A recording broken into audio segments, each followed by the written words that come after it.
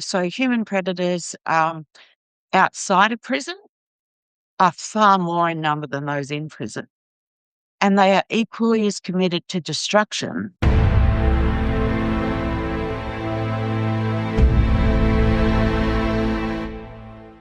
Welcome back, Karen. This is our second discussion. I had you on. Well, I think it's been a while. It's been what, 2 years, maybe more than that. Yes. I'm terrible with remembering how long ago things happened, but it's been a while. So welcome back. Yeah. Thank you. Thanks for having me on your show, Alison. I appreciate it. Great. And the reason we're here and the reason we're publishing today, so when people are seeing this, your book will be out. So this is the book that you mentioned. I believe you mentioned it at the end of our last talk, that you were working on a book, basically a reader-friendly version for the general public of of the information in your thesis and more. So you've completed the book. Congratulations, and it's out. So good job. Thank you. Thanks so much. Yes, it was a Herculean, is that how you say it? A Herculean Yep. effort. But I wanted to make sure I covered all of the pertinent areas. So I'm very happy with the finished product. Great. And it is called Human Predators: Groundbreaking Insights into the Red Flags Narcissists, Psychopaths, and Manipulators Don't Want You to Know. So I'll have links. Everyone should check it out. I had the pleasure of finishing it already, so I've read it and I recommend it. So I think everyone should check it out and buy multiple copies to give to other people and force them to read it. So go ahead and do that. I guess we'll just get into it. So I'll give a little bit of summary from my perspective. So you've got, let me just open up your table of contents here. You've got 16 chapters, and the first several are basically a summary and a paraphrase of your thesis. So it's the information from your thesis and for a general readership. So you kind of go over everything, and there's new little details in there. So it's not like it's not just the thesis. It's rewritten for this purpose. So that it's a good overview for people who haven't read the thesis, or a good reminder, or a good refresher for people who have. And then you've got a whole bunch of new material in here. So this is material that's, of course, consistent with your research, based on your research, but not necessarily included in your original thesis.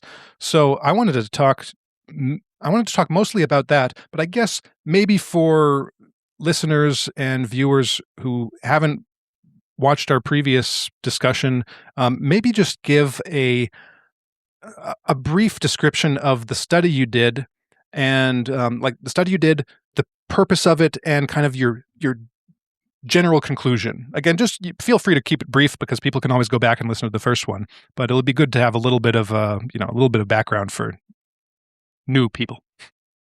Okay. So my background is not psychology or psychiatry, which was useful, because it meant when I started to look at dangerous people, I wasn't wedded to or specifically educated about models that are revered in these areas. However, I have worked for decades in corporate culture change internationally, with groups, with executive teams, with individuals on on issues of contention, risk issues, behavior-based cultural issues, deaths, suicides, mergers, changing cultures to be more team-based. So I know a lot about human behaviors. So I was in a really good position what I wanted to understand is, what are the core motivations of people who harm without remorse, and what are their common attributes? And what I found when I went to the literature was that there's a lot of different fields studying the same behaviors. They don't talk to each other, and they don't interact. This is not good because, understanding human predators for us is core to survival. So we need to be able to see them. And these people, so the areas, I've basically looked at our global knowledge about psychopaths, narcissists, dark triad, Machiavellians, dark tech trade, cults, child sex abuse in religion, coercive control in human trafficking, terrorism, coercive control in other areas, black swan behavioral events in medicine. I've, toxic leadership in politics and business.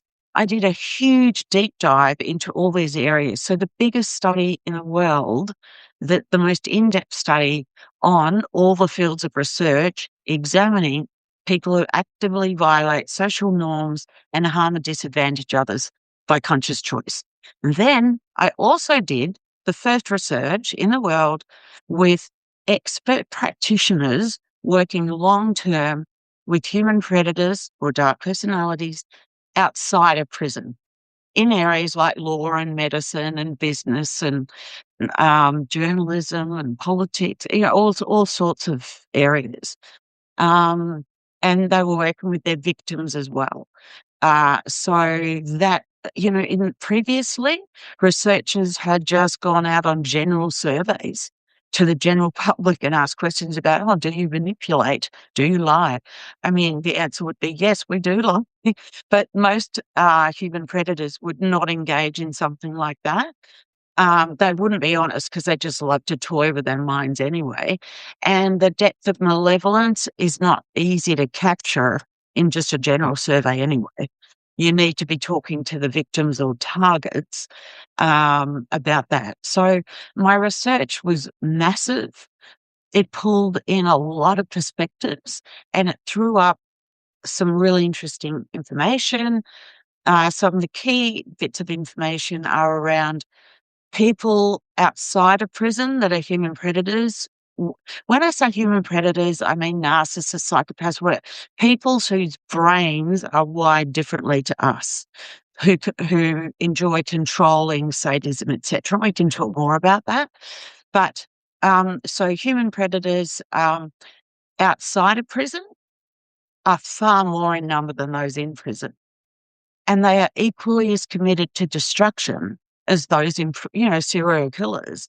They just aren't smart enough to know I don't want to get in prison because then I'm not free to lead my dark life. So I'm going to kill people differently. I'm going to do it covertly. I'm going to do it emotionally and mentally and torturing them around their children or their reputation or their social relationships, usually all of those. So that they do it in a very macabre way and induce people to suicide or engage in addictions or to dull the pain because it is quite unbearable when people are targeted. And just because you wanted me to say this briefly, it's already not brief. So just a couple more issues that I found were that there's definitely only one type of human predator. So the whole narcissist, psychopath, Machiavelli, most of these have all been made up by human predators to confuse us. So narcissism, you've got malignant narcissists, covert narcissists, you've got vulnerable narcissists. I mean, what does all that mean really? What my data shows is there's just one set of attributes that they all share. They all use the same 25 tactics to avoid accountability and to destroy and win. And there are some other red flags that I've learned too that we just haven't understood. And there are differences. The differences, though, are not important in trying to see them. So some of them are smarter than others. Some have got more money. Some have been brought up differently. Some have got far better impulse control capability when they experience this pathological anger reaction that they have than others. And so there's all these different factors, and some enjoy being outgoing and want to be the center of the crowd, and others are very reserved. So, we get this grandiosity. Well, that's just for the lower functioning ones that are in jail. They're grandiose because they make stuff up.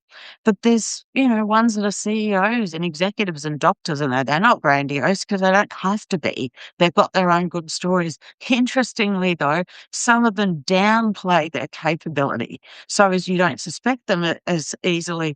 The central core is around deceit, around, you never really know what's going on with one of these people. They always have a dark life.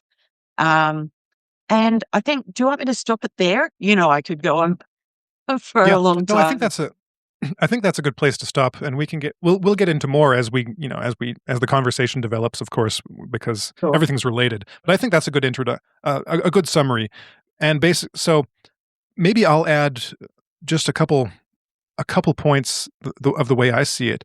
So, and I'll just reiterate something that you just said, that that you were looking at all of these various conceptions in various different sub-disciplines, even sometimes the same discipline but just a different area of it. So like because in psychology we've got, well, in the broad field of psychology, academic and practitioner wise, we've got psychopathy, we've got antisocial personality disorder, we've got other personality disorders, we've got a more kind of academic dark triad, narcissism, Machiavellianism, psychopathy. We've got all these different things that when you look at each of them individually, like you mentioned the possibility that many of these may have been conceptualized by human predators themselves. There's the alternative that the people doing them were just ignorant, right? Or just grad students, Correct. right? Because the way Yeah. I see both possibilities as possible, where you can have you've got a field, right? Or an existing field. A young student,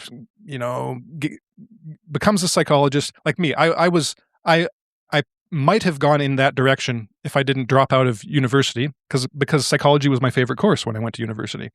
And I didn't plan it that way. It was just very interesting.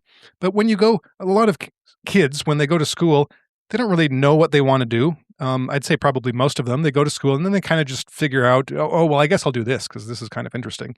They don't really have a lot of prior knowledge or background in that field. They just go into it. And then, of course, they've got their professors and they have to kind of do what their professors say. The professors kind of guide them in a particular direction. And that's why you have different schools of thought. You've got the gurus and then the followers.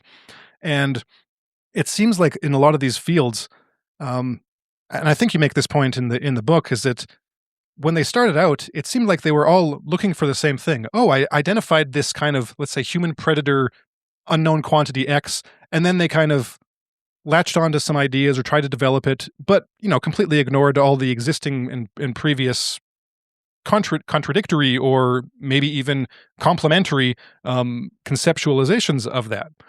And so we get these silos of these different fields, and then once you have established this field, then it's just the academic like production line of reproducing people within that tradition, that field. Like they're like religious sects, right? Where they once you have the school set up, then those professors teach their students that particular brand of psychology, and then you get these, they kind of like seal off like cells, and each cell has their own particular way of looking at things, and then you get all this siloed research and siloed conceptualizations, and they don't talk to each other and all that.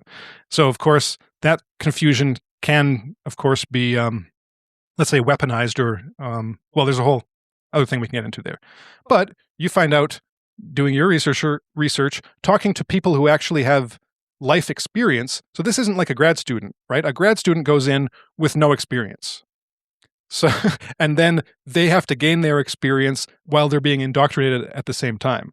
So they're being given the blinders as they're learning. So it's very hard to get out of that situation once you're in it, where the blinders are part of your experience, where you're saying, okay, I'm going in this direction and that's how I get my experience. And just by the very nature of that setup, you're going to be missing a whole lot. Whereas if you look at people that have acquired all of this almost incidentally as a part of just their life over decades, then you get what you found. So you went to those people directly.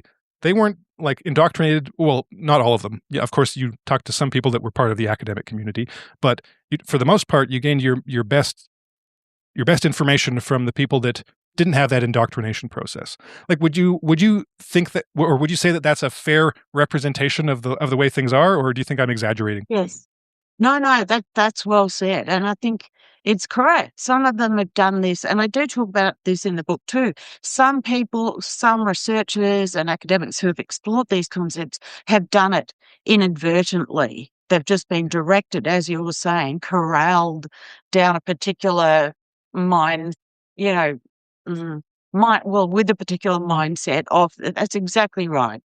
And you know what is fascinating? Like, for example, the PCLR, which is, Professor Robert Hare or Dr. Robert Hare, who created that in the 80s, which was Mhm. the psychology and psychiatry professions were looking for a way of describing or diagnosing people who seemed normal and yet had no empathy, etc. And Bob Hare listed a series of kind of traits are a mix of attributes and outcomes, like revocation of conditional release is one. So revoking Mhm. the condition on their release. Um, so the outcomes, attributes. So he came up with this list, and it became the PCLR, and it's now the tool that's used the most in the world to diagnose or to assess psychopathy, which is not in the DSM, although it has, under a recent amendment, been put under ASPD, which is very unusual. Mm. In the book, I actually go through the DSM in depth around predators and Yep. prey and how they're um, dealt with in the DSM. In fact, it's impossible to diagnose a high functioning human predator using the DSM. It's impossible, Mhm. which is interesting. But with Bob Hare's PCLR, going back to your point, it's fascinating because as soon as he got this list, instead of people continuing to look at the nature of these people who are very different to the rest of the population, and my data, which is not statistically significant, but a very good indication from my experts, it's upward of 10% of the population. It's a huge amount of people, and upward of 15% in positions where there's power and control. Um, but with what they started studying, continuing to go back to your point, which I'm moving away from, but as soon as he had this list, everyone started just studying his list of the PCLR.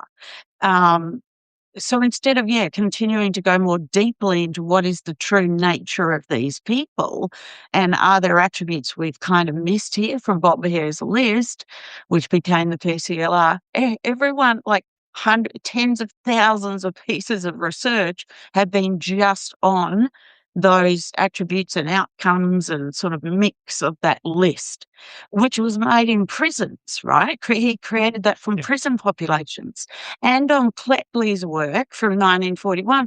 But Cleckley also included 4 people who were not in prison, who were, one was a doctor, one was I think a lawyer, and Bob Head did not include those. So his work is completely focused on people, on attributes of people or traits and outcomes for people in prison, and yet he's trying to uh, take his work into domestic violence, into workplaces. I mean, of course, to be able to see a predator who's high functioning, you can't overlay something taken from criminal populations onto CEOs and judges and doctors, etc. You've got to have something much more nuanced. But yeah, so there's clearly a lot of problems in the way we have been, the whole history of how information that we receive has been developed and continues to be developed. And I wanted to cut through all of that.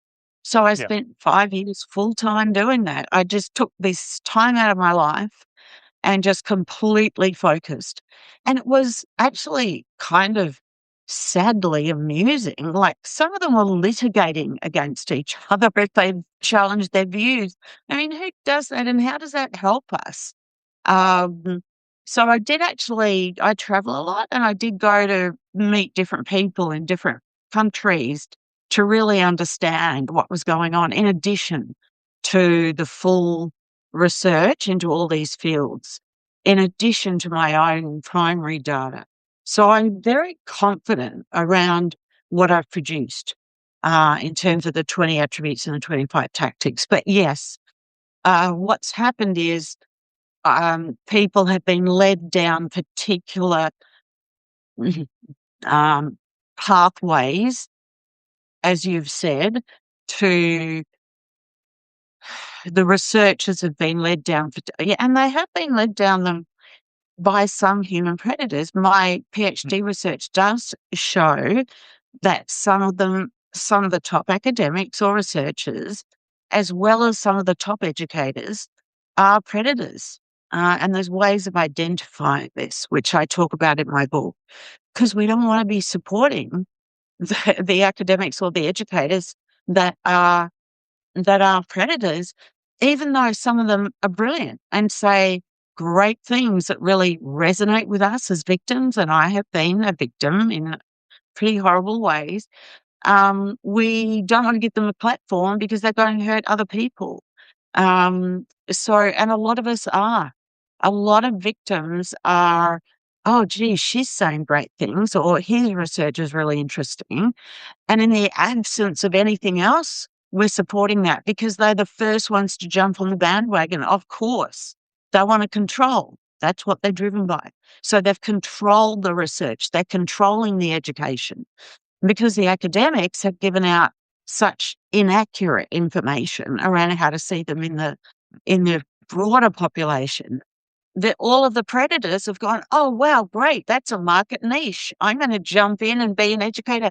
And they say more than what the academics and researchers have done. So a whole lot of people who've been targeted and others say, oh, gee, that's great. They're a self-confessed narcissist and they're saying this information. But of course, they're not going to give away they're never going to educate effectively. And so that's what, and some of them in the domestic violence space or coercive control or narcissism education and support in healing, to be honest, most of the high profile ones are predators.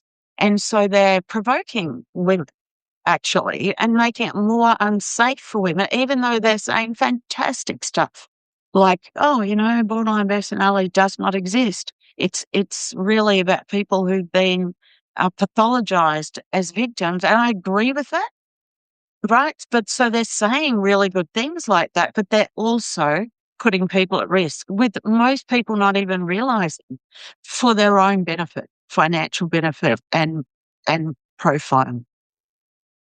Well, and that's one of the things that that is one of the points in the book that you make that I was most interested. Well, I don't know the right way to put it. I was happy to see that point being made because I think you're the first person, maybe one of the, maybe there have been others, but I'd say the first person who's I think you're the first expert, and I consider you an expert on this topic, to say something like that. The only other person that I like of a similar, I'd consider stature would be Lobachevsky, who said something that when I first read it, I was like, well, I don't know, that seems kind of conspiratorial, because he was talking about the situation in Poland and the psychiatry situation over there, psychiatry and psychology, and he said that the authorities were basically, I'll use your term. I'll try to use your term instead, because I usually use psychopathy, but I'll try to convert myself to human predator. He says that the human predators in charge in Poland, that were kind of formed the nucleus of the communist government there, that they controlled psychiatry and psychology. They knew what they were doing. They deliberately blocked any accurate research on human predators. And the way that they did that was through the creation and use of a deliberately confused conception of the problem. And that Wow. definition that they used, that they taught in the universities, they taught to the students, was a deliberate conflation of different problems, different psychological problems, in order to prevent people from understanding what the real issue is. And so first time I read that, I was like, well, I mean, I think I believe him, just because I trust what he's saying, but it just sounds like so out there. At least that was my reaction 20 years ago. Of course, now I now I don't have the same reaction, and so I was happy to read it. But to read you say the same thing, because that does seem to be what's going on. And I think there was even Cleckley might have even hinted at something like that, in a very subtle way. I can't remember exactly what he'd said that makes me think that, but even early on, he had said something similar to that. Oh no, I think what he said was that no, it's out of my mind, but I think I've got it in the notes of Ponerology somewhere, but I can't remember. But that leads me to one of the things that I wanted to talk about, and you brought it up, is borderline personality disorder, because I've had shifting thoughts on borderline personality disorder over the years, because I've read a lot of good things, in from all different directions on totally opposite opinions and arguments about the nature of BPD and what it is and what to think of it. Just to list a couple. So there's and some of these might be obscure, but it's just what comes to mind. So there's a psychiatrist, Colin Ross, who's written a whole bunch of different on a whole bunch of different topics, and he writes a lot about trauma and kind of trauma-based reactions and things like that. He's of the opinion that BPD isn't real, and it should be considered. He's got a name that he came up for it. I can't remember what it was, but he said it should basically be considered a traumatic response, and that's it. Like BPD is a response to trauma, and that's all it is. It's not a personality disorder, according to the way he looks at it. It's just a trauma response. Then I've heard other people. I don't really have any particular names, but for this perspective, but I'm aware.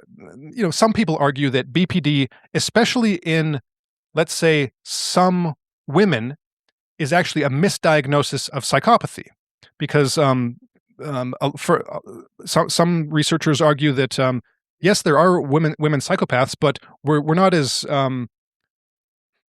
as skilled at identifying it in the female population because it manifests slightly differently. And I can see the value. I see the value in that too, because I know that they're like, I know in my life, I know of some women who are diagnosed BPD, and I'm convinced that they are human predators.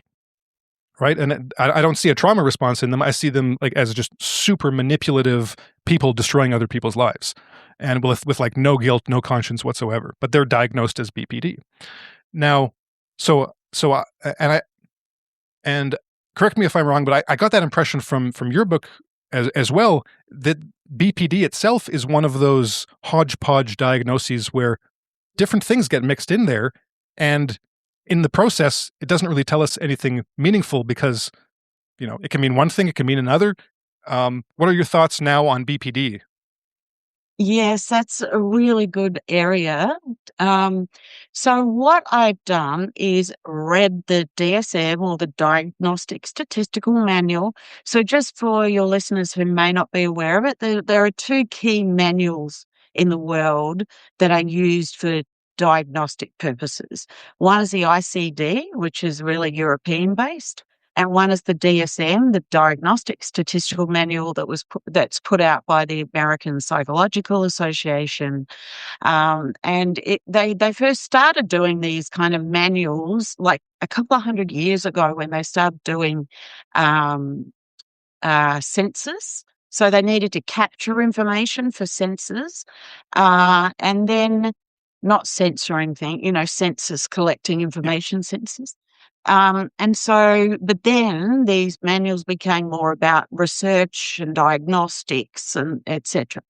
So in the DSM, there is a section, people tend to call them cluster Bs, and cluster B tends to be the personality disorders. And so I've kind of pulled all of this apart and looked at all of it, and it is fascinating and horrific at the same time. So I look at the attributes that came out of my model and the motivation of predators, and it is impossible to diagnose a high functioning predator, like one that's out in the community and hasn't never been arrested and etc. It is impossible to diagnose one from the DSM. by looking at the group. You might have like 6 attributes, and if they have 4 of them, then they're this. That's how they talk about it. So NPD, narcissistic personality disorder, is meant to represent really the predator type with the brain differences and the no empathy and everything, because it says no empathy. But you can't put, most of the other attributes are grandiosity and impulsivity, things that really do not fit the higher functioning ones. So then BPD is in there as well.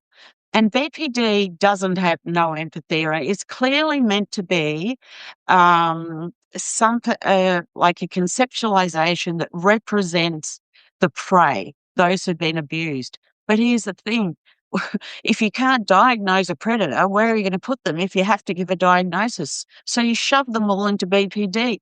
It's horrific. So what you've got is these poor people who've been really terrorized by predators, by their father or mother or by their partner, for years, or a boss at work or in a religious congregation. And the level of emotional and mental and sexual and physical and social reputational assault that goes on with these people. It is often hidden, and they're really good at projecting this fantastic facade of being caring. And I don't know what she's talking about. I don't know what he's talking about.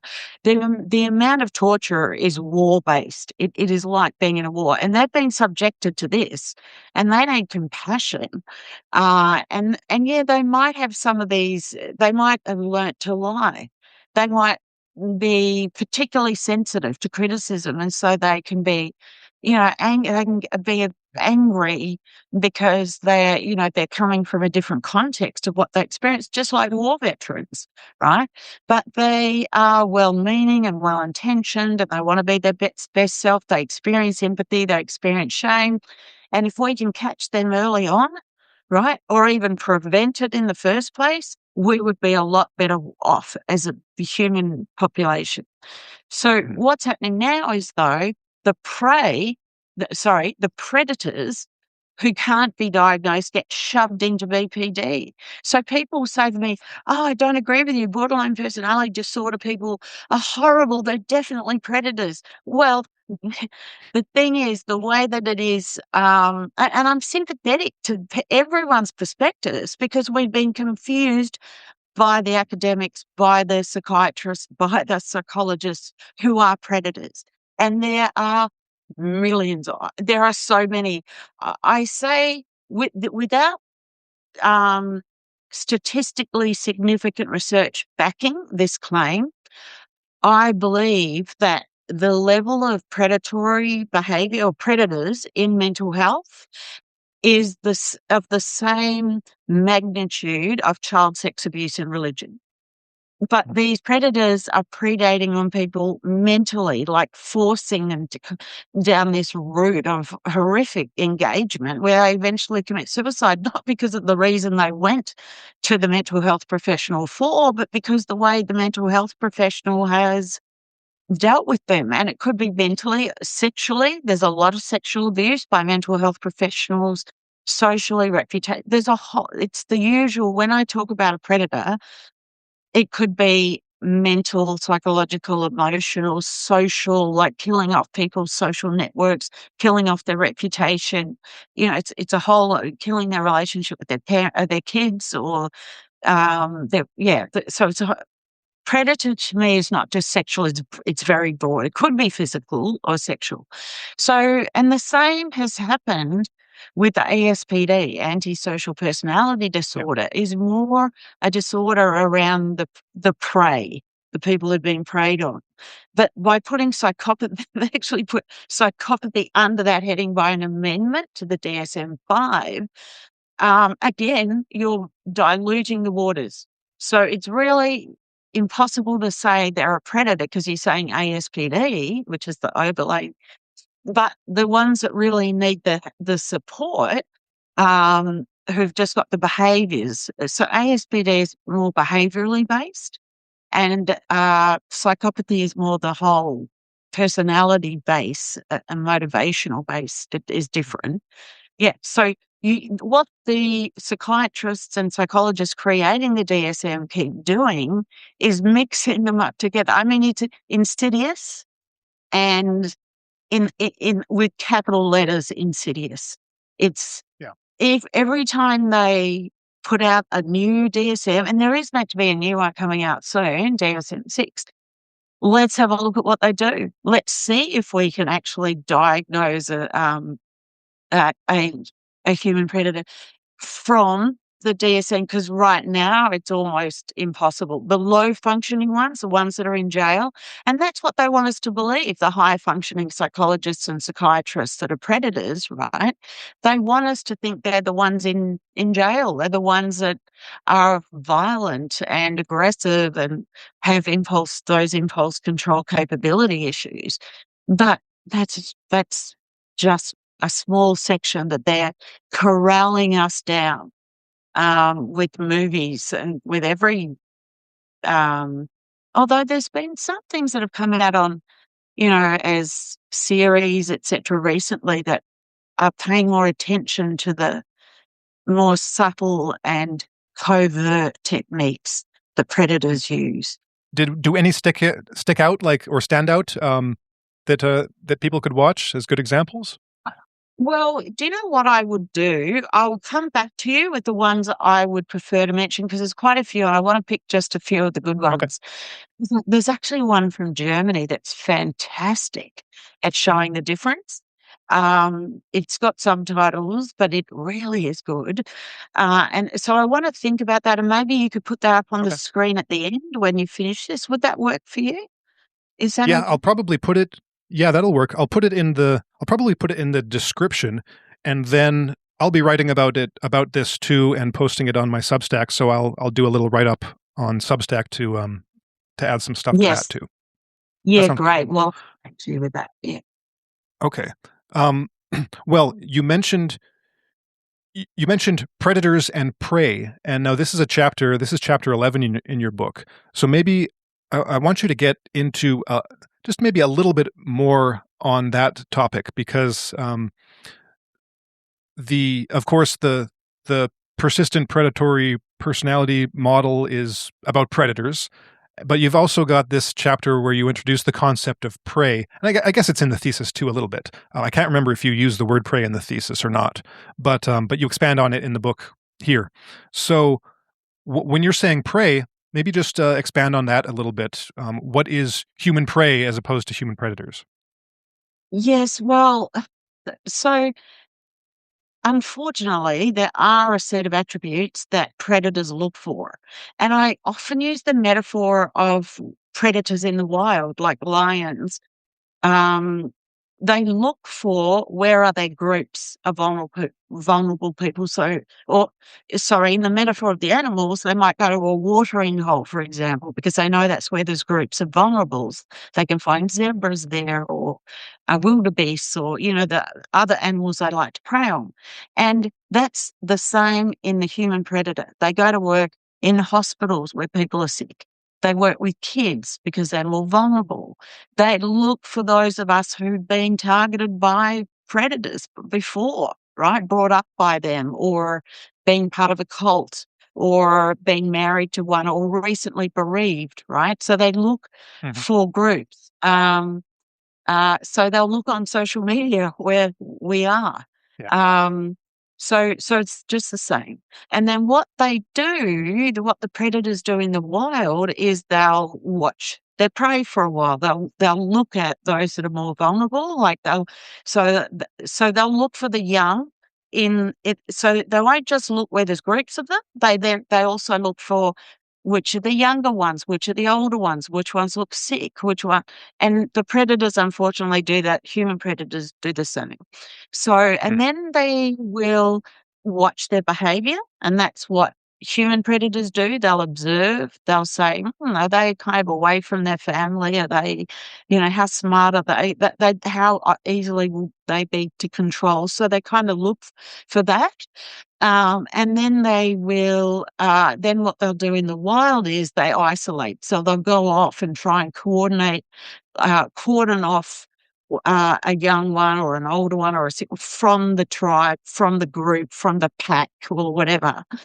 That's exactly what they do, as well as that's what human predators do. So they look for people who might have recently moved to the country from another country because they're so isolated from their community, or they will actively isolate their victim. Oh, look, do we want to see your family? You know, I'm not sure they really support you. You know, I'm here for you. Let's just not see your family as much. Or oh, look, let's exclude Lisa from this meeting because she's got a heavy workload, and look, let's not ask her for drinks on Friday night after this meeting because, you know, like she's got family. We don't want her to feel bad that that she can't. So there's these manipulative ways that they isolate their human prey, just as the wild animal do the same with their prey. And then they weaken. So in the wild, they'll chase them, of course, and wear them down and etc.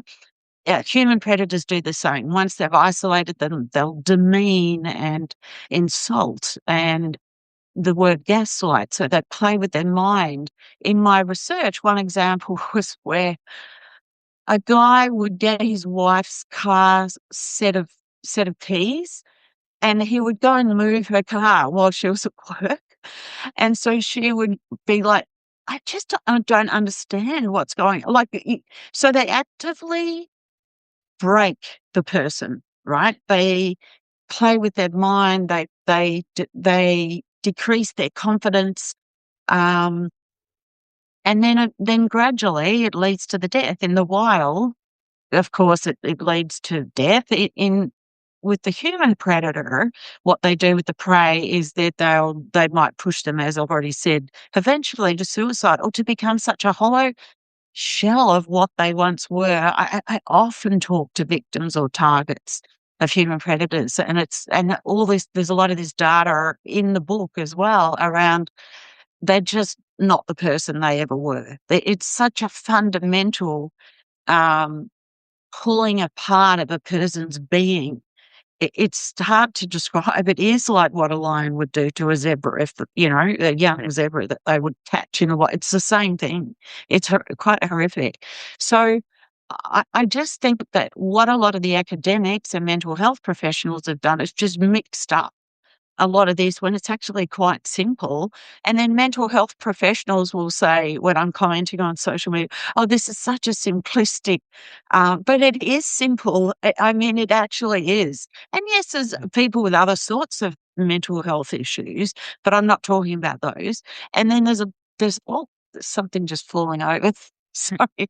And then there's a whole bunch of people whose behaviours are, inside the paradigm of normal, who don't tend to get targeted because they're not as easy to manipulate and control.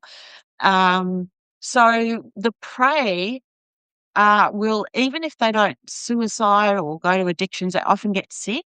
So one of the people in my research was a highly experienced cancer doctor, very respected. And he said, although he could not provide specific data, he has no doubt from what he watches amongst couples, etc., that these people drive their partner to get a life-threatening disease because the level of abuse on so many different fronts is so high.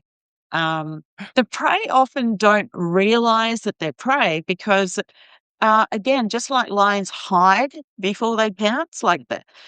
That's what predators do. They at their core are very, very dangerous and committed to control and sadism, right? Not affinity and love because of these brain differences, which we can talk about a bit later. But what they do, you would have heard the term love bombing. Initially, in workplaces or in families or in religious, they will absolutely bomb their target with, or, push all of this positive energy and ideas and gifts and onto their target. So they stay hidden, their true self, because they always have two sides because they create these false facades so they can get away with this stuff, but they stay hidden.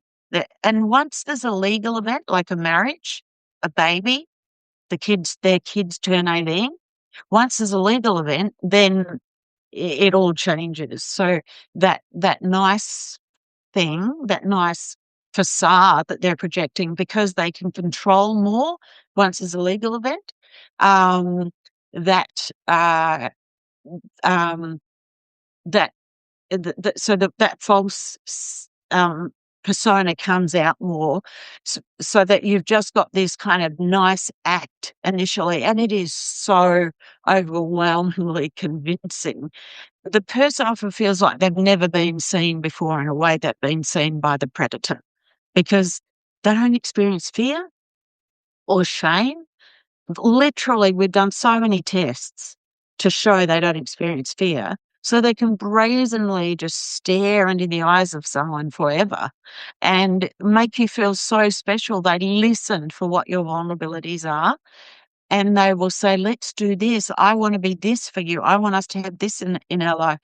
There were two women that I spoke to who had dated the same predatory man, and he promised completely different things to one than to the other. It's just a masterful tailoring, which is all sadly false. And it's horrific for the poor victim or the prey when they realize the truth. I call it recalibration, the process of going back over all these circumstances and thinking, oh, what really was going on there? Were they lying? Was there someone else there then? Was there It's the most sickening process, the recalibration, the realization you were being completely fooled.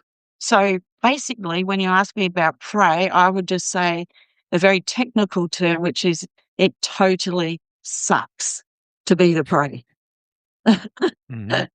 Well, you said something else in there that I think is interesting, and that is about the people who don't get targeted, maybe because for whatever reason they aren't perceived as good prey. You know, they're not perceived as weak in the way that the young antelope or the aged antelope might be, because in those herds, of course, there are the strong ones, the strong, fit, able ones in the prime of their Yes, youth that can run faster and they get away. So it's like, okay, that's not worth the trouble. yes. But the problem in the human world that I see is that because the people who are successful at avoiding that kind of contact, the predators aren't interested in them.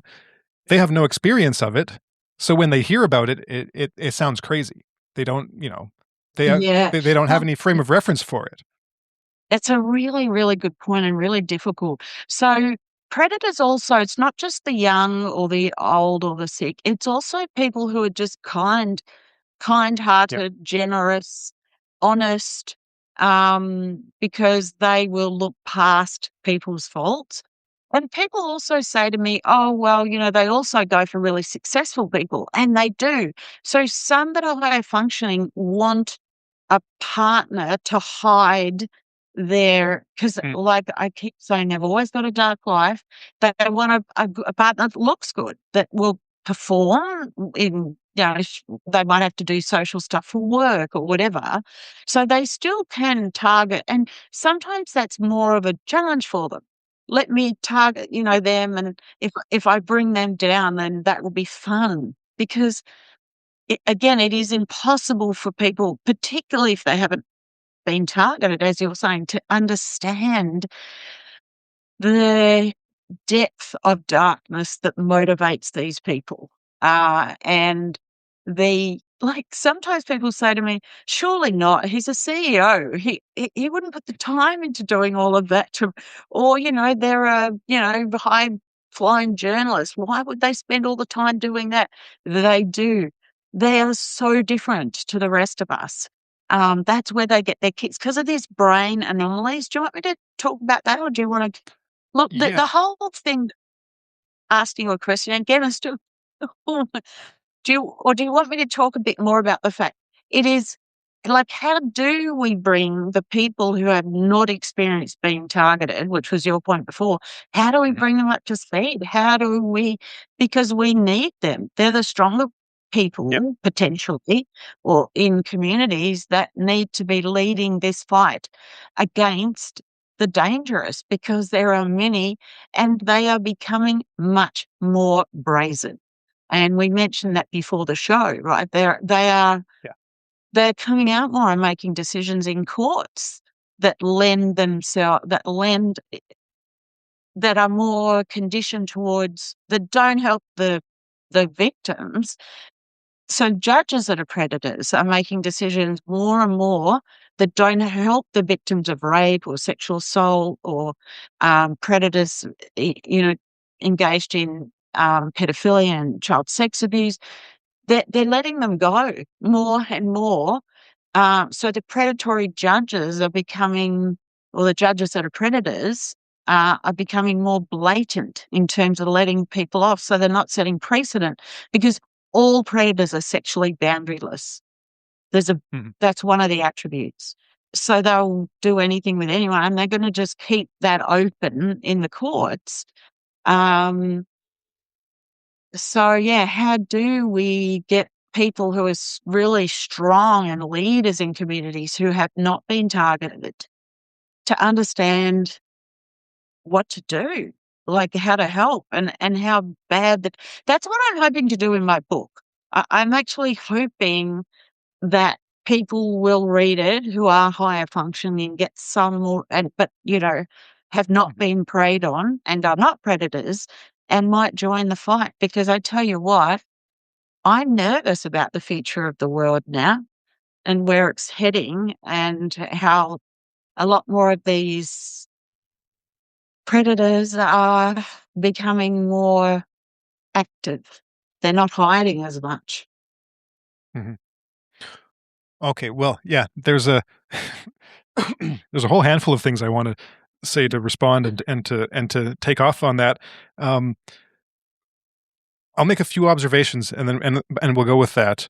Um, so one about how to get these people on board. One of the I think the point that shines through. I think the recommendation you give in your book the most with the most like frequency and intensity is education, education, education. That's the first step, and it's kind of Yeah. the step without which no other steps will be effective. It's kind of the fundamental base on which anything else will come and must come. So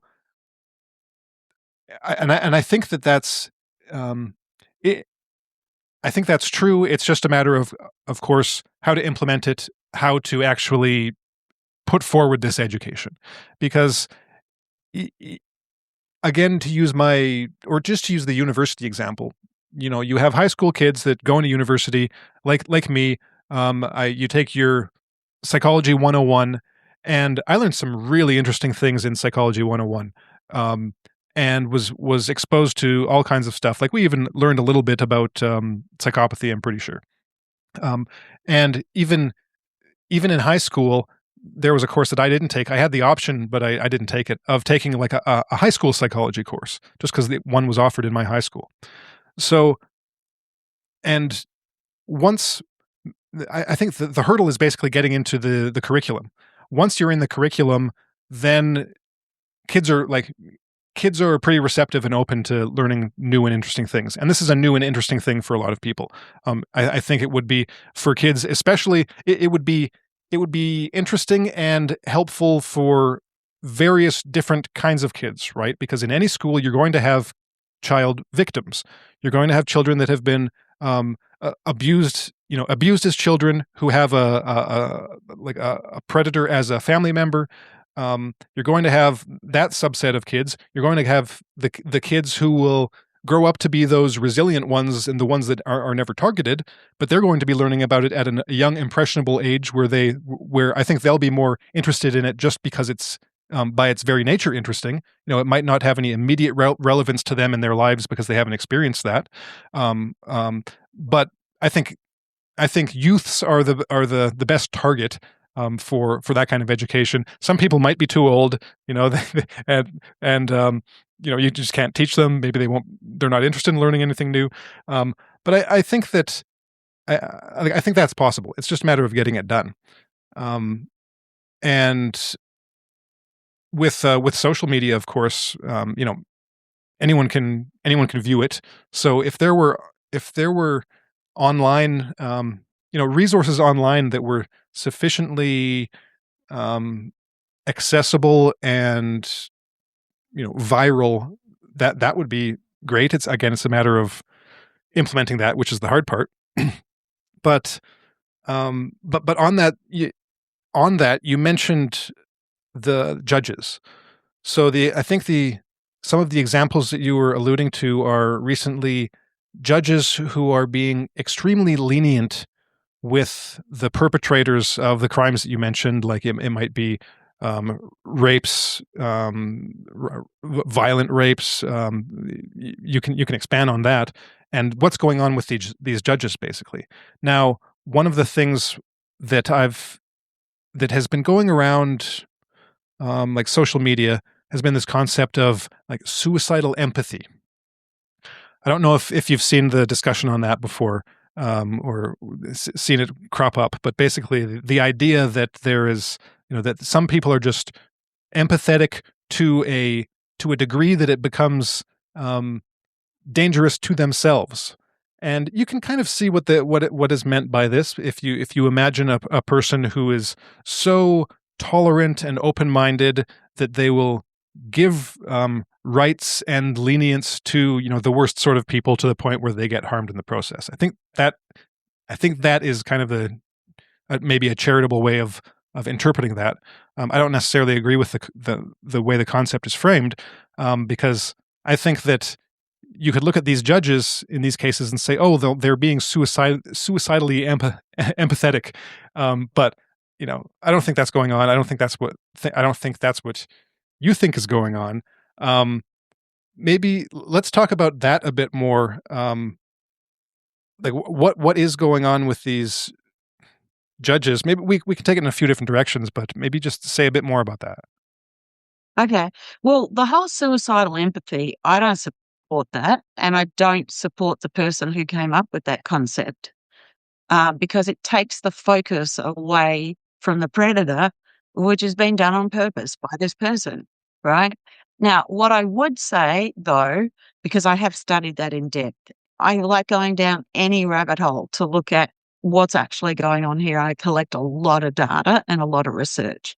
So I'm not supportive of that. But because it is about the predators, it's not about the prey. The prey are all pretty much good people who are trying to do the best thing in life, trying to be their best selves. So, but it's not to say you're not responsible for your behaviours. You are. But what I will say is there is this whole thing about turn the other cheek and forgive and forget.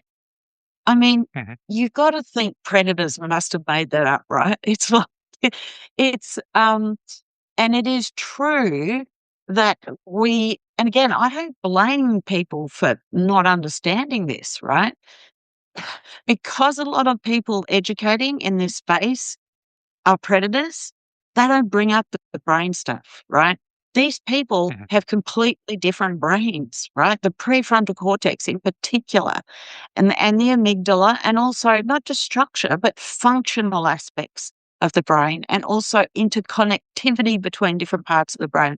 In my book, I mention for all people, because a lot of people like to know, I need to see this because I haven't heard much about it. There's heaps of references in my book to the brain differences. Like I talk about that in quite a solid, in fact, I worked with a neuropsychologist on it. And we did a huge amount of research. We looked at all the metadata analysis that have been done and pulled those apart. We looked at singular researchers and who the control groups were, as well as the non-control groups. And so it's not just the brain stuff, it's also in terms of fear. I mean, clearly they don't experience fear, not just from the brain stuff, but also from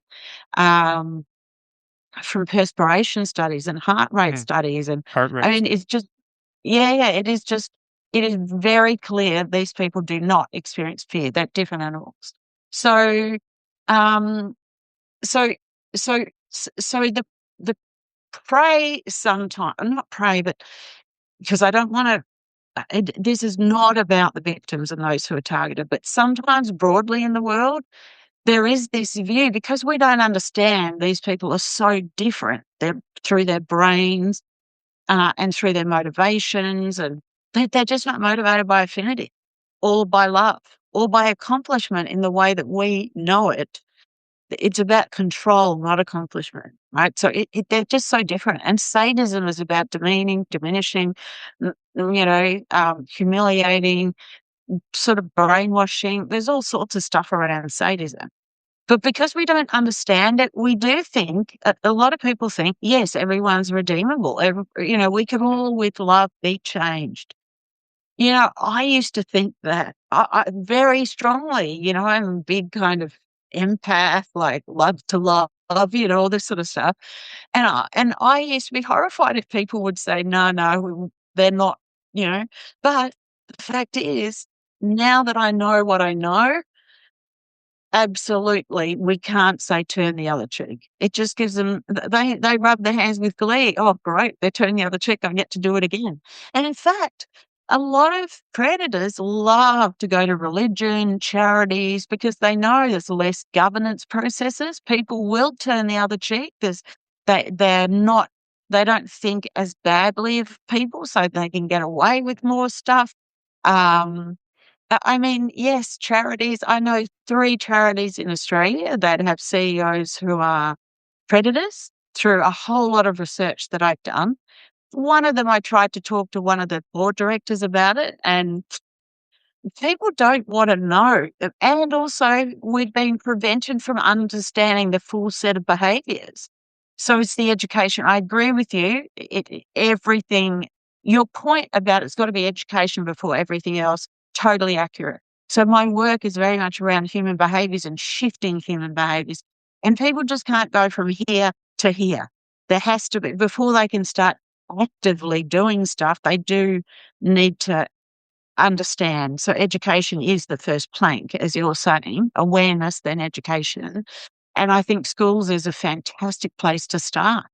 So we will see through who might implement that in a curriculum, who the predators are and who aren't, because there's teachers that are predators.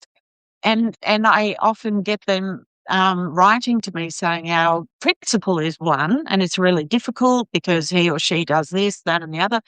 But yes, I'd love to help anyone who listens to your is listening to this and would like to work with me or my team on developing curriculum for schools. Really happy to do that. Back to the crazy judges. I'll just make a couple comments because I've noticed the same thing. I don't know if we're reading the same stories or if it's just happening everywhere. Like I've noticed several stories in the past couple years, many in Europe, and then a few in the U.S. Even including some high profile cases of kind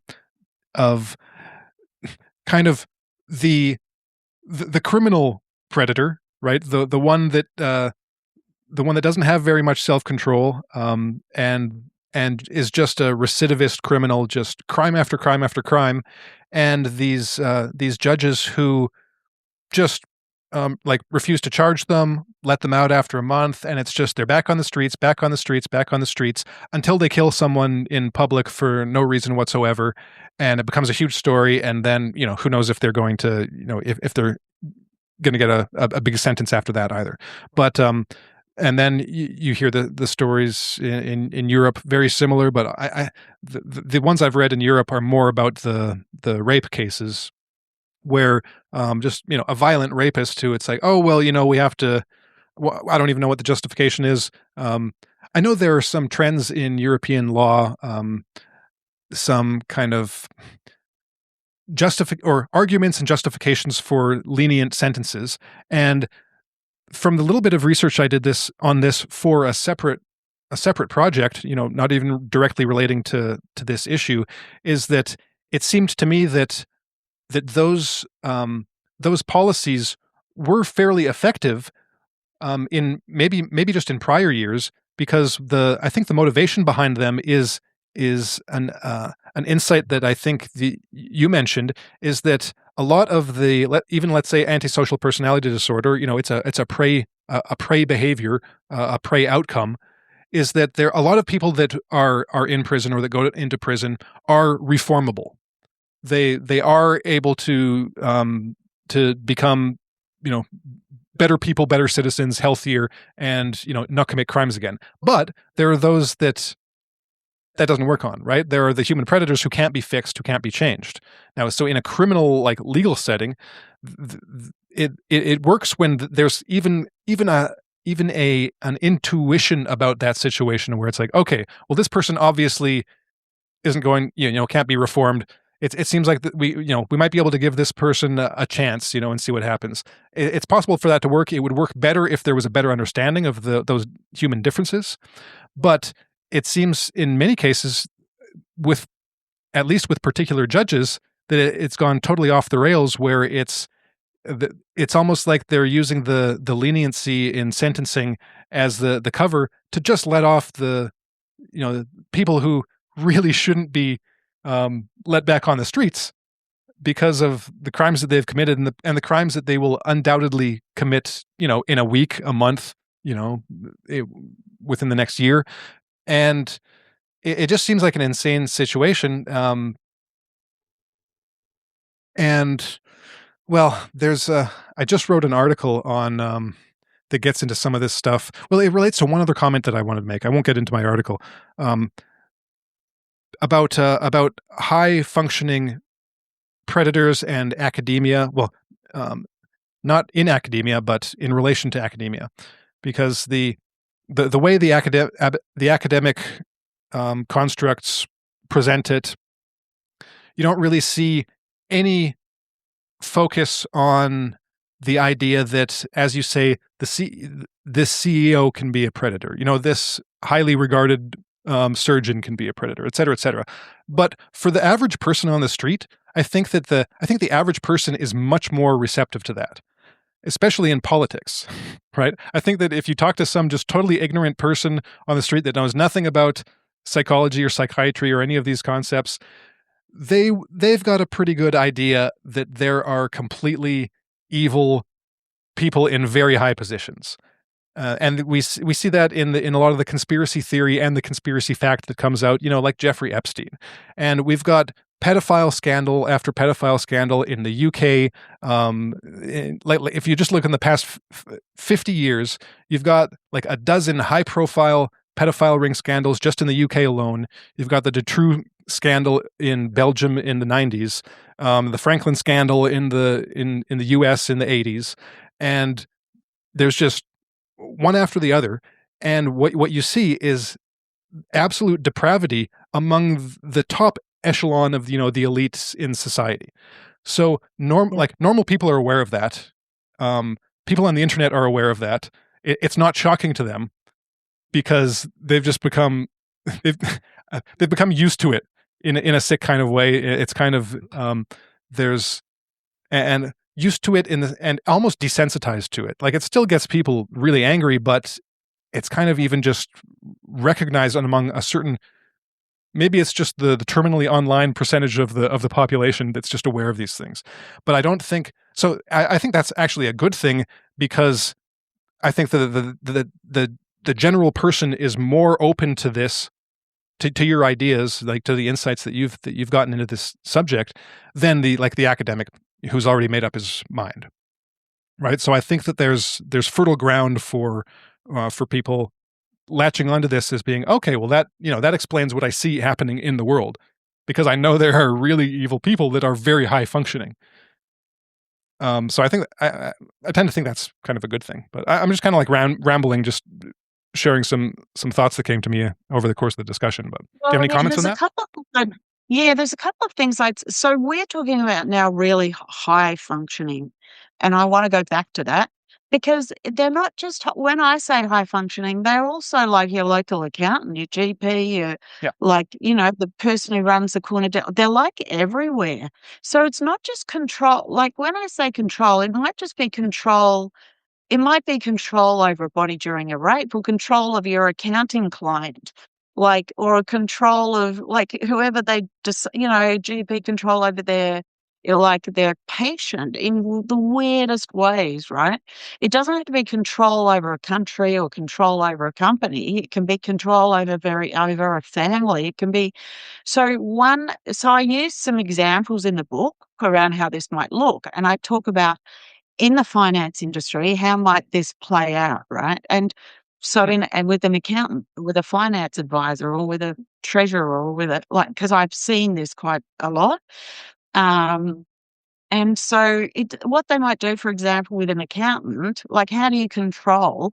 They might actually do incorrect tax just so they can dob you into the tax office.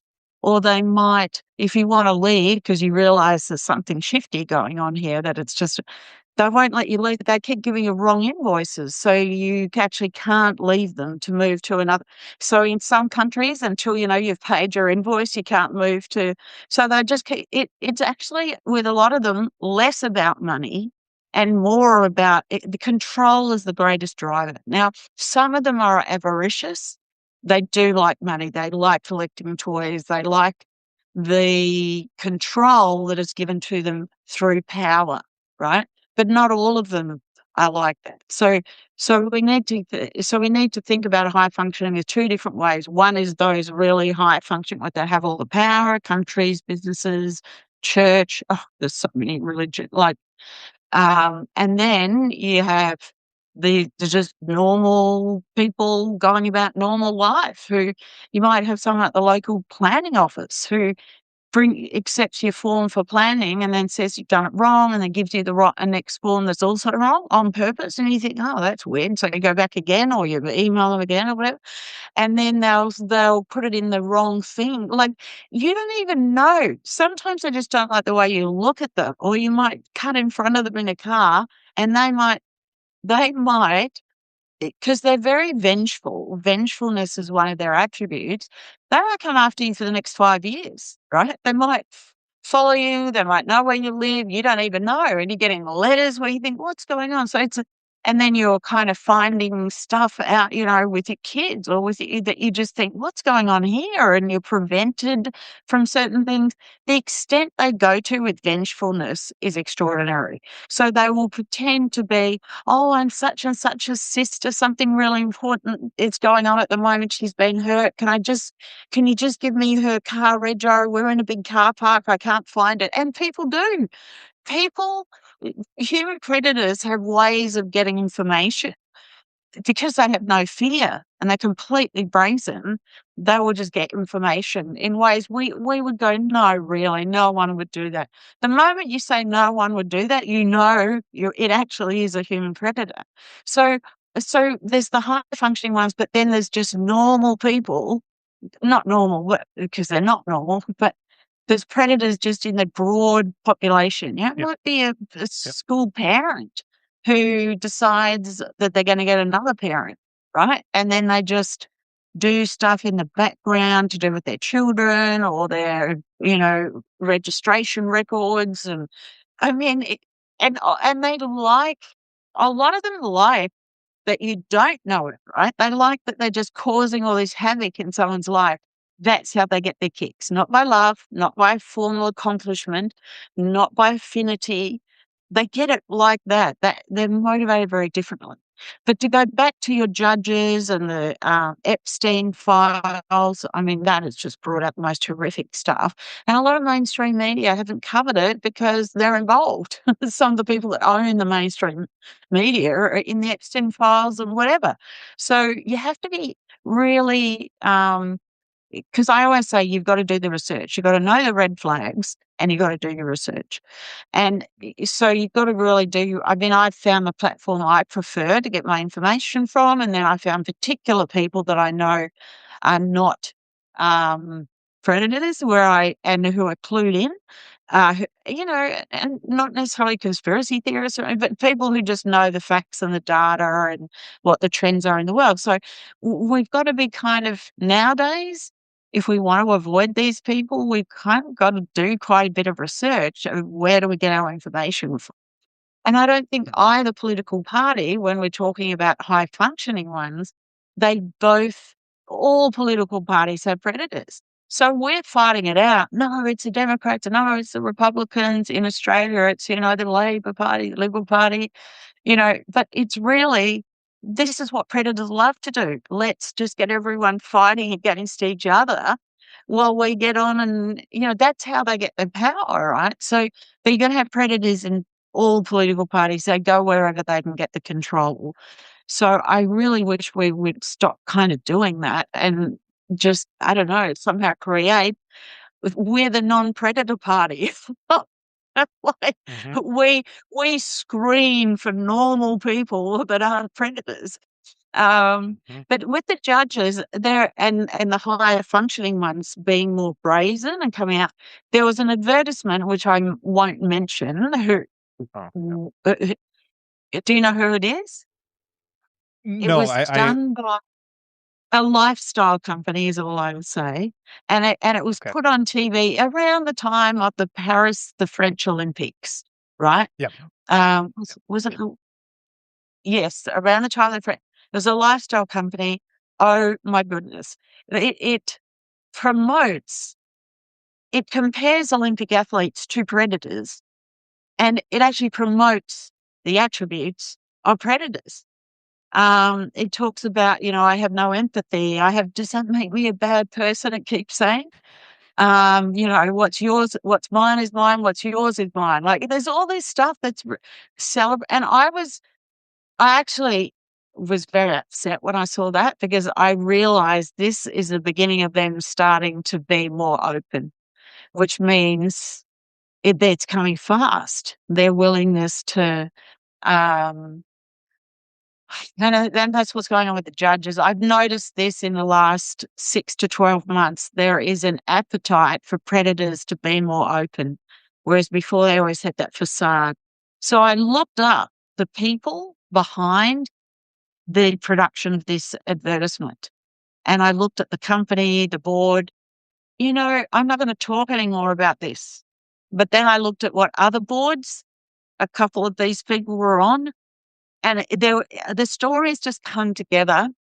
Again, I can't really say much, I don't think, because I'm sure my lawyers would say not to, but people can kind of look it up and find it, and they will be shocked about, the glorification of predatory traits. So obvious, so obviously done. Um, yeah. So, yeah, with the judges, they're clearly setting precedents, and no doubt we'll eventually start looking. What they want to do is bring down age for sex, right? Mhm. Everything is about, and look, shall I talk about the left-right facial hemisphere uh, asymmetry stuff? Do you Ye want to- yes, let's get to that next. I just wanted to expand a little bit on that last point that you made, that it's to me, it seems like there is a deliberate breaking down of sexual boundaries because sexual boundarylessness is a universal trait of human predators. This is actually the article that I wrote that recently, that I was alluding to. It was basically it's basically a book review of a book by Jason Horsley called the Vice of Kings. Great book which looks at just really simply, um, he tracks a history of connections in the UK, linking Fabian socialist politics because his grandfather was a prominent Fabian, and a successful guy, and all the connections that came from that, and it turns out that a lot of the people that started Fabian socialism, one of them was Havelock Ellis. He was like the pre-Kinsey about sexual psychology, and as Horsley's going through this history and just tracking like family connections at first, and it gets into all the politics. Labor, the Labor Party in the UK was founded in 1900 by primarily Fabian socialists. part of the Fabian Society. But no matter where you look, there's this trio of weird kind of occultism, like ties to Aleister Crowley, who was a famous, how should I put it, sexual libertarian of any sort. Like he wanted total sexual freedom for everyone, that you should be totally free to express and absolutely any sexual proclivity that you might have. Words to that effect. He wrote and he put into practice. And pedophilia. Havelock Ellis was an early researcher into pedophilia, and you find just those connections all through British history, and the starting up of childcare homes and homes for like wayward youths, and kids with disturbed childhoods, all these care homes, and then these care homes end up being the sites of these pedophile ring scandals, and it's this very dark picture that gets painted of what's going on. But one of those common features is these people are themselves sexually boundaryless and have pushed a social agenda to make that more and more legal, more and more accepted, so that they can express their sexual boundarylessness with less outside pressure from the world, less legal pressure, less social pressure. They want a total sexual liberation in order to freely express themselves. So very early on, ties with pro-pedophile groups, and then into the 70s with the pedophile information exchange, again, closely tied in with the civil rights groups that existed in the 70s in the UK, all wanting to bring down the age of consent to like 4 years old. Like absolutely crazy people. And it's been going on for the entirety, even prior to the sexual revolution. They were pushing for this stuff in the late 1800s. And as Horsley writes at one point in the book, he says, I'm paraphrasing, if we look at the world today, everything Crowley wanted is coming true. We are living in the product of Aleister Crowley's, vividest, imagination. And it's really weird. It's a really weird book, just because of these connections and how things play out. So basically, when you were saying that, that's kind of the way I see it, is that when you have judges doing things like this, they're not just ignorant. They're not just, incompetent. For whatever reason, I accidentally, gave this guy a very lenient sentence or let him go with a slap on the wrist. It's deliberate. That there are people out there that are deliberately trying to put into place this. They're trying to legalize this sexual boundarylessness. They're trying to make it the norm, which is correct, insane. And yes, and that's what some of these judges are doing. And we think that the legal system is there to protect us, that it's about justice. I mean, we all know it's not fully about justice, but it's much darker than that. It really is. Definitely. I mean, I've been involved in the family court for about 20 years as an advocate, and there's definitely a group of people there, barristers, psychologists. There's one psychologist that's been suspended twice, and is now, she's now on trial. Still hasn't been deregistered, but she's suspended again. I mean, what does it take to get rid of these? So there's 22 witnesses last time I heard, and, she's tried to push people to suicide, like giving kids to wrong parents, all sorts of stuff, because out of the sadism and control. But now that she's suspended here, she's working off the coast of the US, one of the coasts of the US. So they just move around. They're the same person. They never change. Data shows they can't change. People sometimes say to me, well, what about neuroplasticity and can their brains change? Their brains are very different. And I don't think neuroplasticity is going to work. Plus, with neuroplasticity, you have to want it to work. These predators, they don't want to change. They think they're superior. So that's why one of their attributes, so one attribute in my model is brazenness. Another attribute is entitlement and a strong sense that they're of superiority because they don't have fear. They feel they can get away with what they are very confident about their ability to get out of anything that might yeah, people say, "Oh, they fear going to jail." They don't fear going to jail. They believe they can get out of it. If they're up for jail, they just will convince, manipulate, bribe, threaten. You know, they just believe they just back themselves no matter what. Um, so yeah, I do fear that it has got worse.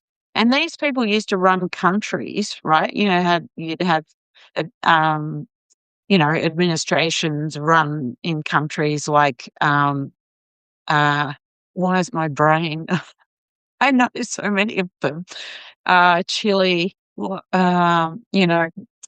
in Chile you had, um and anyway, I do know all of these, my brain's just not working, but now they've got global reach with Mhm. IT platforms and, uh, AI. I don't wanna go down that one, but yeah, IT, AI, um, and also globalization. So you've got global companies that they can run that it's not just countries anymore. It is a first that everything's been worldwide. But I do have hope that there's 90% of us and only 10% of them. But yes, the education has to happen quickly. I often get asked about brain scanning, like, can we scan? And look, I think it's really beyond time to start setting up groups around the world to start looking at the efficacy of that. People will say, yeah, but maybe they'll be used inappropriately, like the brain scan. It's like we're way past worrying about that.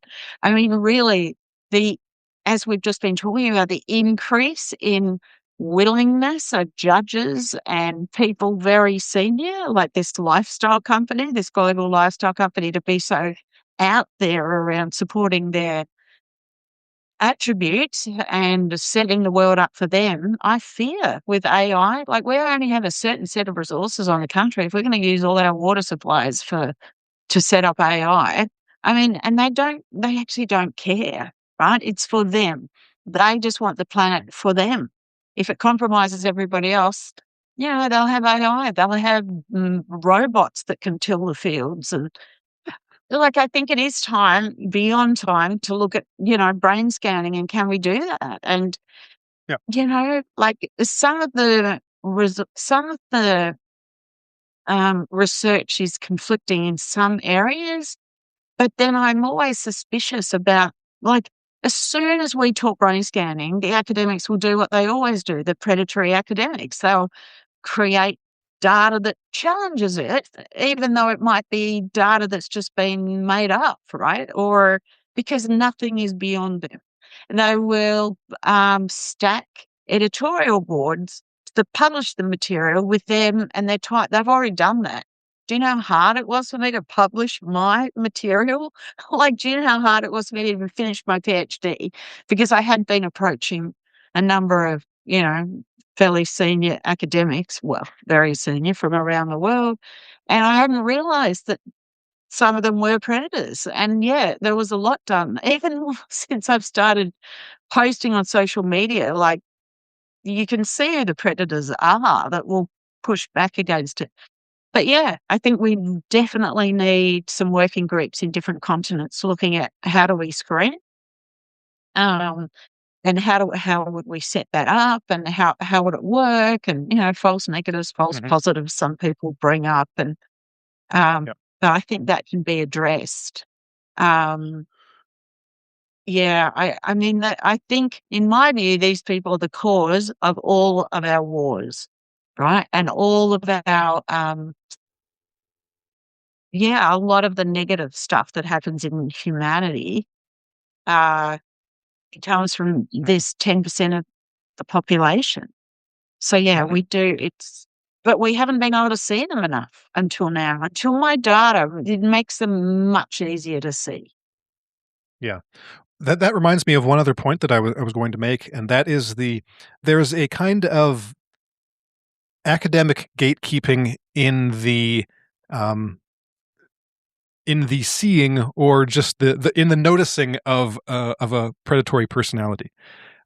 Especially with the word psychopathy. Like over the last 20 years, there have been several times where, like, I understand the technicalities and the legalities of it, I think, but of just a regular person saying, "Oh, that person's a psychopath," and then you'll get an academic type that says, "Oh no, you have to be a professional in order to give that kind of diagnosis. That's irresponsible. You shouldn't be saying things like that." It's like there's a professional process that has to be gone through. And okay, yeah. If you're actually diagnosing someone, sure, you need to be a part of an accredited body in order to do that. But the whole point of psychopathy research from the very beginning, because it's an old topic, is here is a type of person that people experience in their everyday lives.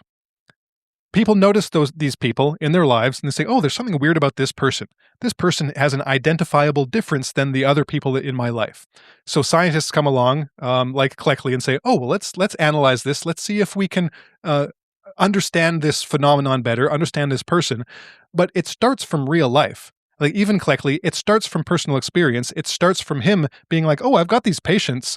Like these ones are really weird. Like what is different about these patients?" You don't have to be an expert to realize that there's something weird going on. You don't have to be an expert to in your personal life be like, "Wow, this person is totally evil and is a predator. I know it because I've experienced it." You don't need a degree in order to be able to do that. And if anything, the victims and the professionals that you interviewed, the experts that have decades of experience with these people, with these types of people in various situations, like they're drawing on their personal experience. That is the place to start. You wouldn't like that's where science starts. Like the only reason that we have that scientists look at things, it's because like we notice them in the real world. Well, maybe not the only reason, but the primary reason. Like biology, you notice a new type of Yeah. animal. Oh, I have to understand that new animal. You have to see it first. Like people have seen the animal. The scientist just kind of like clarifies things about it. But you don't need to be a biologist to be like, "Whoa, that bird looks pretty different." Yeah. I'll give you a really good story that sort of, um, signifies what you're talking about, because because what you're saying is the academics kind of hold themselves up as the keeper of the knowledge when the knowledge is actually out in the real world, and they're meant to be supporting the understanding of that, is what you're saying. Oh, by the way, there also is a thing in the US called the Goldwater ruling, where Yep. that yeah, you know about that, where mental health professionals can't diagnose without having met a person. Mhm. A couple of academics who I do respect said, well, in fact, you can if they have a profile, and you see a lot of them, right? And they say a lot, and you can actually. So, but that's a whole different thing. Um, a really good example. This is a fantastic example of what you were talking about. Is disease, the dark triad. The dark triad is made up of psychopaths, narcissists, and Machiavellians. And two researchers thought, oh, they've got a lot of similarities, the lack of empathy and the manipulativeness. And we'll put them together because, that's a really cool thing to do and make the dark triad, right? And then another researcher came along and said, oh, everyday sadism. There's some people who are sadistic. I'm going to make it the dark tetrad, because some people are sadistic. It is hilarious, right? It's not hilarious. It's tragic. What they did, the researchers, was they went into a laboratory to investigate sadism, and they got college students, and the ones that went a bit extra to kill an insect in a experiment were said to be sadistic. And then in another experiment, so there were just two, right? People who could deliver a loud noise to other people and who were willing to kind of put up money to do it, or do something to put forward something to get the opportunity to give a loud blast, was said to be sadists. Oh my goodness. In real life, the level of sadism that is asserted by predators is phenomenal. It can go over years. It means people losing their children, their jobs, they're demeaned. In my research, some of them had to eat out of dog bowls. They had to have sex with other people, and were like, that they didn't want to, but it was all coerced and threatened if they didn't. And, people had limbs cut off because of the sadism. Like, it's huge.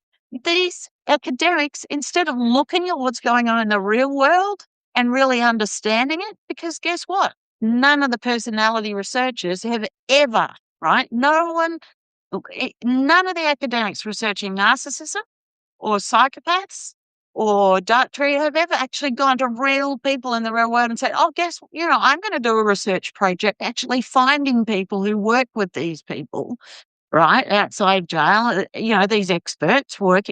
In my research, it was an average of 22 years, continuous working with these, predators and their victims, both in outside of the justice system and inside the justice system. So I also had the FBI agent who caught the highest number of serial killers, like people working on death row.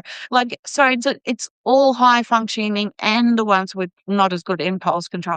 The whole mix is where my data comes from. My data says all of them are sadistic. Whether you call them narcissists, psychopaths, Machiavellian, they're all sadistic.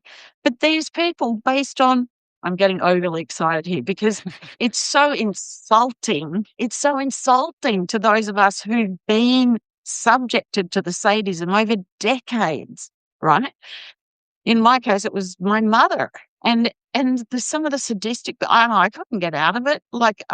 People say, why don't you get out of it? Well, in relationships, it can be hard. In cults, it can be hard. In human trafficking, it can be hard because of the threats and the coercion and the intimidation, the vengeance. Like, it can be dangerous to get out. And I just couldn't because I was younger and grew up with it.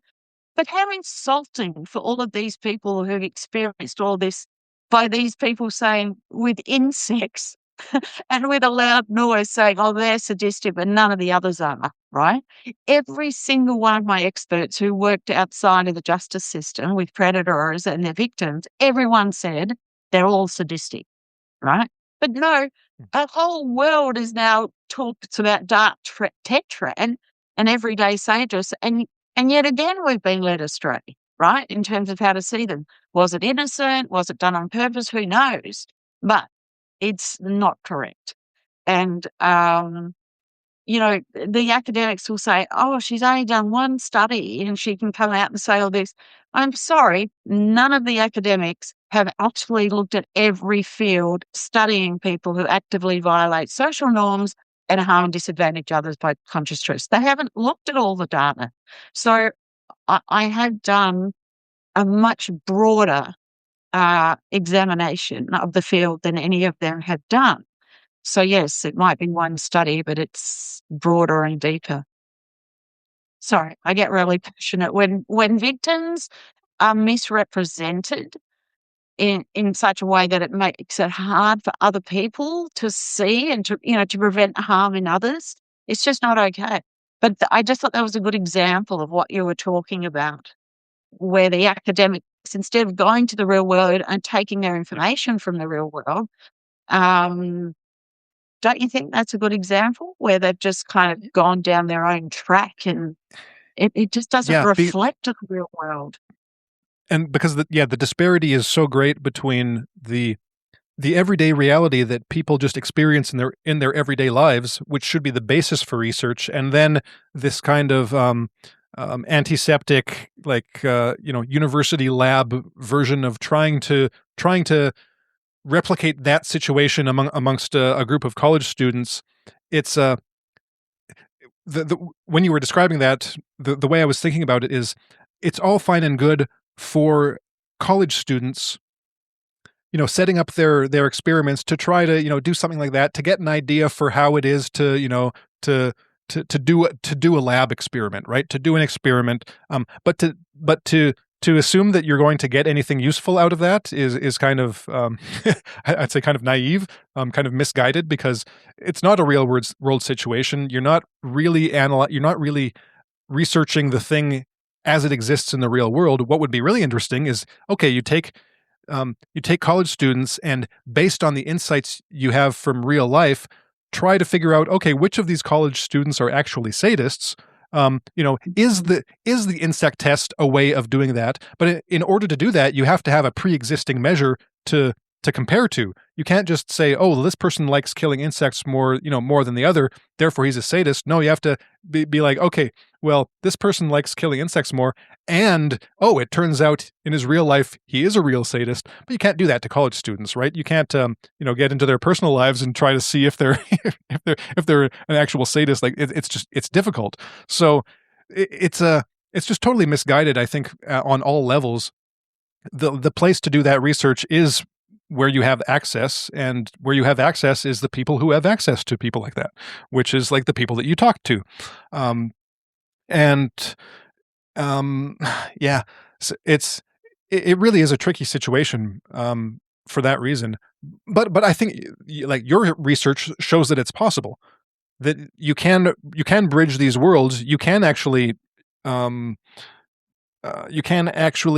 let's say, exploit the knowledge of the people with the most experience. You can gain insights from it. You can use it, and I think that is the most important corrective for the academic research that, to use the metaphor earlier, it has these blinders on and is going down these roads to nowhere, Some of the blind alleys. academics, I differentiate between personality researchers and behavioral researchers.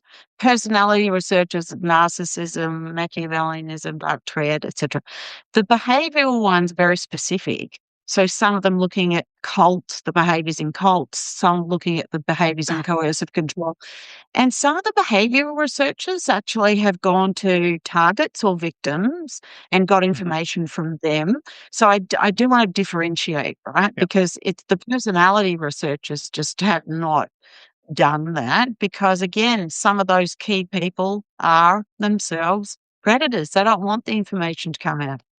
The fact that the PCLR, for example, doesn't contain control or sadism, and it's the tool that's used the most in the world to assess how come no one said anything?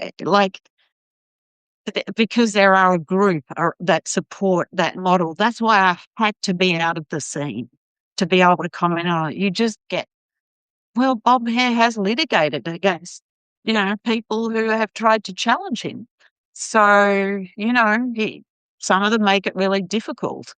I think he also tried to sue the APA, according to one of his colleagues that he sued. I mean, why would you do that? Why wouldn't you just try and work together to look at, this is about saving humanity and people from extraordinary harm. Yeah, anyway, there are a lot of issues out there. Well, first of all, Karen, do you have to get going quick, or do you have time to keep No, going? Because I've got a few more questions. Yeah, go for it. Okay. Well, first I wanted to get into what you'd suggested about facial asymmetry. This comes from the chapter on red flags. So this is a new chapter. This is stuff not in the thesis. So maybe, talk a little bit about red flags, but specifically about this facial asymmetry that you've been noticing. Yeah, that's a really good question. So this is a really unusual one. So there are definitely red flags with human predators as a result of them not having the normal emotional world that we have. No fear, no empathy, no. They do have this pathological anger response when they're thwarted and getting what they want, or when someone tries to expose them. But it's not normal anger. People say, oh, yeah, they have emotions, they get angry, but it's not. It's like a lion having its meat taken away from it. It is, and it's terrifying to be in the presence of it. It is a pathological response to being stopped. So, and there's a lot of red flags in that they don't have emotions. So they copy people. I imagine predators are looking in the mirror a lot, right? Because they're not. So while I'm talking to you, my hands are moving a lot, particularly when I get passionate about things, and predators look for that. So one of the many that are in this chapter in the book is someone watching your hands a lot, because they're always looking for your weak spots, your vulnerabilities, and your passion points are a vulnerability. It's something they can take away from you or something that they can interfere with, right? Another thing is, because they don't emote and they're often copying, they sometimes don't get it right.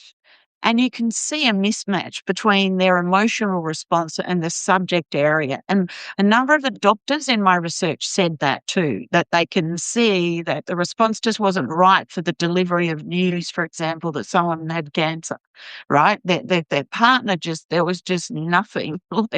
So, or one of the clin psychs in my work was saying that they're just too contained in the way they respond, that you don't, there's no emotional match with what it is that's being spoken about that could be really horrible about kids or whatever. That came out a lot. So, but because they know their emotions aren't right, they put on these facades, and yes, the facades aren't always right. They also know that they don't gesticulate like others do, etc. So they might do very specific hand movements to cover that up. Or they sometimes do a bit of flailing stuff, like crying is another one, where a lot of them can't cry. Mm. Some can, and they use it in a performative way. So I've noticed one of the experts on narcissism just uses it quite a lot. It's actually not really appropriate for clinicals, for psychologists to kind of emote quite a bit on on Mhm. platforms. Sure, but there's just too much. She cries too much, right? Mother's Day, this, that. But people don't know because it's so engaging, right? But there's so many other red flags. I always say that one red flag does not a predator make. You've got to do the research and look at the others. But as soon as I see performative crime, but a classic is, and you see it in women predators with high profiles quite a lot, they'll wipe their eyes and pretend, but there's clearly no tears, or they might just keep wiping the same side of their face. Um, or they'll get the tissue and dab it and there's nothing, or they'll often screw up their face in an unusual way, right? It just looks, some people are ugly criers. I am. but, but this is different, it's like, this is just a scrunched up face. And again, if you know I'm just so used to it now. I'm so familiar with it, but I want the rest of the planet to be familiar with these things so they can be more discerning, because there are so many of these people sucking us in and hurting people. So to get to your point of the left-right facial asymmetry, left-right facial hemisphere asymmetry, some people say to me, "Oh, Dr. Mitchell, that sounds quite unscientific," right? But it's not. It's related to the brain differences. And it's just that we haven't been educated well about the brain differences, because none of the higher public profile people in the area want to talk about it because they're predators. So we don't get educated well on it, right? But what this left-right facial hemisphere asymmetry is, it's kind of related to what's called the smirk, where you see it looks like someone smirking, a predator is smirking, Mm. enjoying someone else's pain, or enjoying the fact that, they're fooling everyone and no one knows, with the mouth going up slightly at the side. It's referred to as the smirk. But a lot of the predators have it anyway, like even in their resting face. So if you put your hand on one side of the face, you'll see, a slight smile. The mouth will go up slightly. You'll have the wrinkles around the eye. If you put your hand over the other side of the face, it's a dead eye and a flat mouth. And again, I always say one red flag does not a predator make. It just means if you sit, because some people have facial palsy. We all have differences in our faces. Like, my eye, that one's a bit opens a bit more than that one. I mean, yes, we all have differences in our face, but it's the predators that will make that point a lot, because they know. I've seen hundreds of predators with this phenomenon. It is not just, and there's another person who talks about it a lot, Joe Navarro. He's I think he's still FBI, ex-FBI. He's written a lot of books. He talks about it. Ted Bundy has it, like if you've seen Ted Bundy's things. And then he shows another person who killed his wife in one of his books. And I've actually put those photos and a quote from him in my book, in that part, so you can reference it from there if you want to see it. But it's quite obvious. And then when you actually look at the dead side of their face, the eye can be really scary. Like it's a darkness that, and that sounds a bit kind of like really scary. It sounds a bit theatrical almost, but it's not that. I get a sick feeling in my stomach sometimes when I see the eye. So because there is a darkness in it, right? When you see it. So often they will have in their normal face an asymmetry like that. Just that side of their mouth will go up and that one's straight. And it will be in their eye as well. You can see it. Now, some have learned, and I've noticed this, to manage the muscles around the face. They're very aware of it. So some will put their hair across their face. I've seen one woman in particular with a high profile in a DV area, who puts the hair across it so you can't see, or she might take photos back so you can't see the face as well. I've studied her at length. She has a lot of red flags for predators. Or, only take from my good side, right? Yeah. Well, a lot turn their head to the side. So there's another one on social media with very high profile who claims to be abused by, look, I won't go into that actually, but turns their head to the side, like on all the photos so you can't see it. That's a classic. But I looked at these judges making these decisions, letting off the pedophiles and the sexual assaults and the rapes. And the first four I looked at, very obvious. Not when I say obvious, it's not actually very obvious, but once you do the hand thing, it's actually quite, it's just a slight upturn of a smile, just a slight upturn and the wrinkles, but on the other side, there's none. Once you start to see it, it is quite a classic thing. So the face is formed in utero in two halves, our faces, when we're between about 4 weeks and 16 weeks. And so I think something happens in the brain at that point. Like people always ask, are they born that way? All this sort of, I actually don't know. Does it run in families? I actually don't know. But what I do know is that there are brain differences. I think somehow that it's related to how their face forms differently with these two halves coming together. And we need to do more research on that too. Yeah. Like it warrants more research by people who are not predators. Well, because I remember Ian McGilchrist has written a lot on left-right brain hemisphere differences. So he wrote the Master and His Emissary several years ago, and then he wrote like his magnum opus, The Matter with Things, which is more of a philosophical exploration. Well, part brain science and psychiatry, and then part philosophy. But while reading that one, I can't remember the details, but I came away with the impression that there's got to be a left-right brain hemisphere difference going on in psychopathy, and a lot of. Well, he argues with a lot of mental disorders, like with schizophrenia too, because left hemisphere is. I won't get into details because I forget all of them, and I don't want to get it wrong. But there's certain qualities of the left hemisphere as opposed, distinct from the right, that are very, let's say, well, one analogy is the left hemisphere grasps, in order to take something to get it, and the right hemisphere more, I think, what does he say? Like, I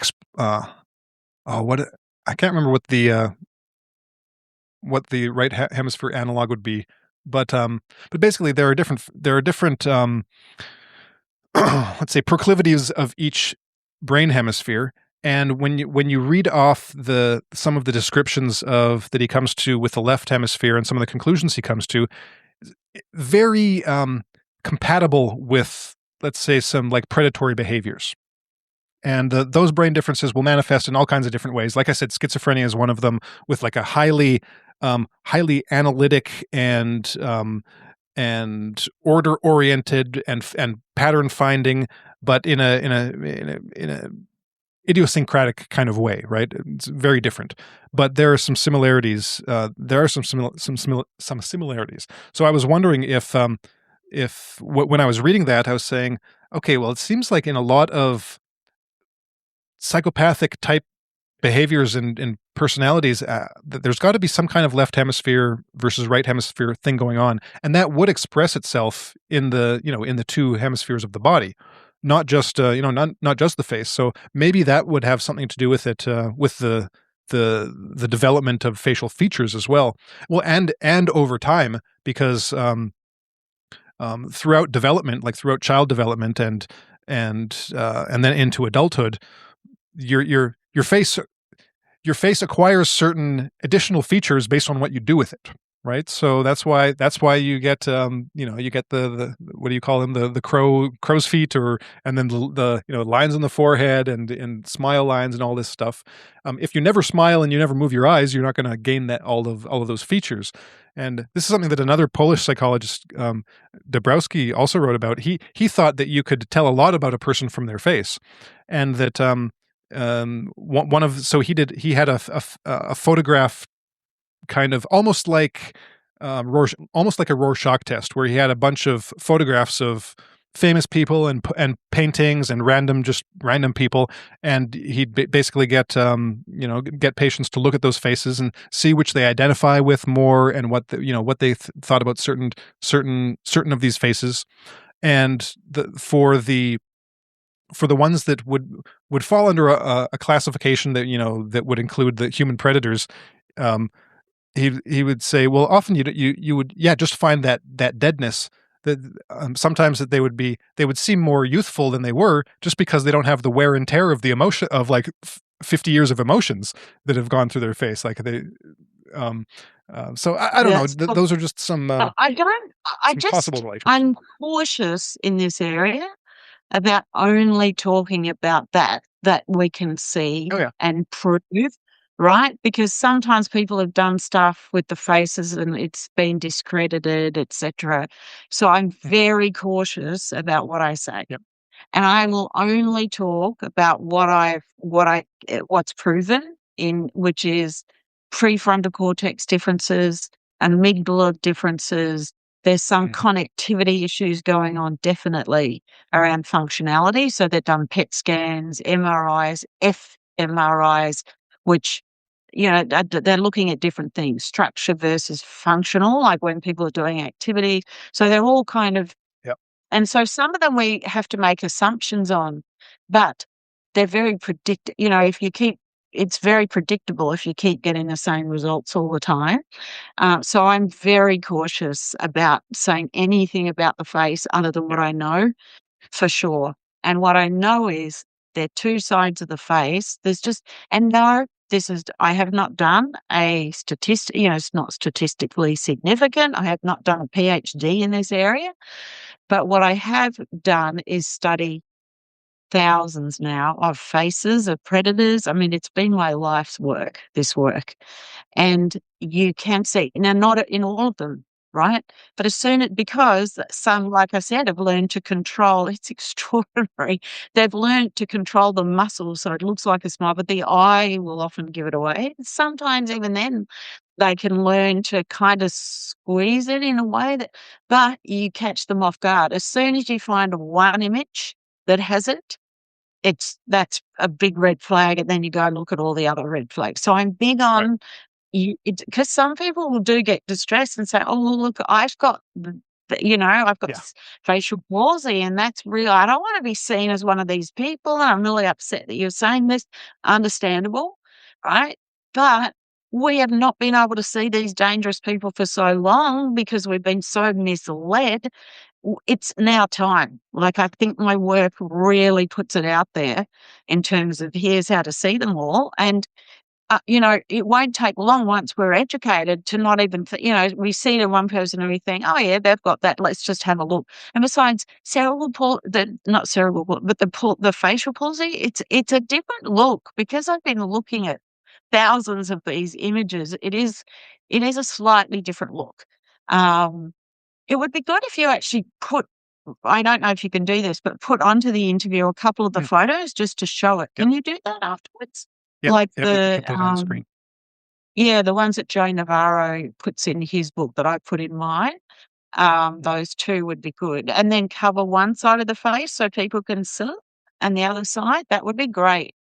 So yeah, look, I know it's difficult for people if they do have that, but again, the sooner we educate, the sooner that we're going to, everyone will know it's just one sign. I need to look for other red flags. I always say there's always two things in this area. If we want to protect ourselves and our families, there's two things. You must know the attributes, the tactics, the red flags. That's why I put them all in the book and spent so many years of my life trying to get it out there because I really want to help people.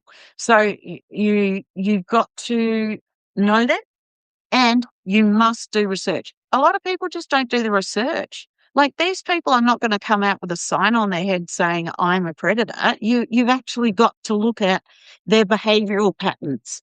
One thing that I'm getting a lot of like mental health professionals contact me saying, I'm using artificial intelligence to take your attributes and tactics from your model. I call it the persistent predatory personality model. I'm taking them and overlaying them on the behaviours of my client's abuser, who's a predator, and I'm getting a great report that shows it all and putting it in the courts. And that's how I would love it to be used. My work is great where there's no physical harm or historical crimes.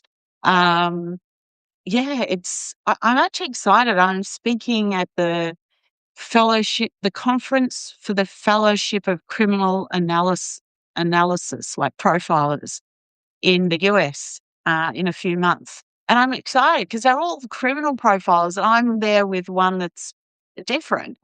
So I'm excited that they're willing to embrace like a different model, looking at where there's no evidence and no physical harm necessarily. So yeah, that's exciting. Yeah, with the whole red flags thing, I think that like you said, if there's just one red flag, it's kind of like, okay, I see one red flag, I'll be wary, but I'm not necessarily going to, I'm not going to throw that person in prison just because of one red flag, right? It's just a possible, it's just that, a red flag. Like those exist for a reason. Like when you're going on a date and someone puts up a red flag, it's like, okay, well, it's not necessarily a deal breaker, but I'm noticing that, right? But if they pile on top of each other, one after the other, then it's like, okay, I should probably back away slowly or quickly, and that's just common sense, right? That's just what people do. So I don't think there's anything wrong with that. And if you happen to display one red flag, it's kind of one of those things that you just kind of have to eat. It's like, okay, it's unfortunate, but I've got the red flag, right? So, Well, we all, I'm sure, have some red flag. You know what I mean? It's like, but it's the pattern. The predators are about the pattern of behaviors. Just because someone lies, it doesn't mean they're a predator, or just because someone has the face thing, it doesn't mean they're a predator. But it is a bit of a red flag if someone's lying or they have the, whatever. So yeah, you do your research. Always the two things: know the attributes, tactics, and red flags. Do the research. I was out last night and I got talking to someone who clearly had the left-right facial asymmetry. And for me, that is quite a strong indicator. And I then started asking some just normal questions in discussion because I was interested to see how they would respond. In my book, I do have some questions you might want to ask, or people can ask mental health professionals, because you don't want to end up with one who is a predator, and the chances are higher than we might think. There are some brilliant mental health professionals out there, compassionate, passionate, good at their work, but there's a lot of these ones too. So in the book, I do put, here's some questions you can ask to check. And we almost need that in social situations, like on a date or something like, Yeah. how would you ask? How would you kind of ask questions? This was in a group context, so I didn't want to make it too evident, but yeah. And I couldn't tell still by the end of it. Again, I'm very cautious. I will never say someone is unless I've got a lot of information and I can confidently say, here it is, right? Here are all the things. Yep. So yeah, I'm excited that there's a lot more that we can, see that there's a lot more red flag. I mean, there's hundreds more than we've ever been taught or told. So yeah, I'm excited about the book that it brings all this out there. Yeah. Good. Me too. Maybe one last question. In the book, well, I think there are a few things you just touch on briefly in the book. Now, this is probably because this is just a project for maybe even decades in the future, if that's even possible. I mean, I'd like to get it all done quickly, but basically where things should go in the future. What things need to change, right? You talk about problems with the current state of law, some good things that are going on in certain places with certain like trends in the law that are, but we've also talked about some really bad things in the law. And so I'm envisioning, let's say, okay, we've got the foundation, the educational foundation. Where do we go from there?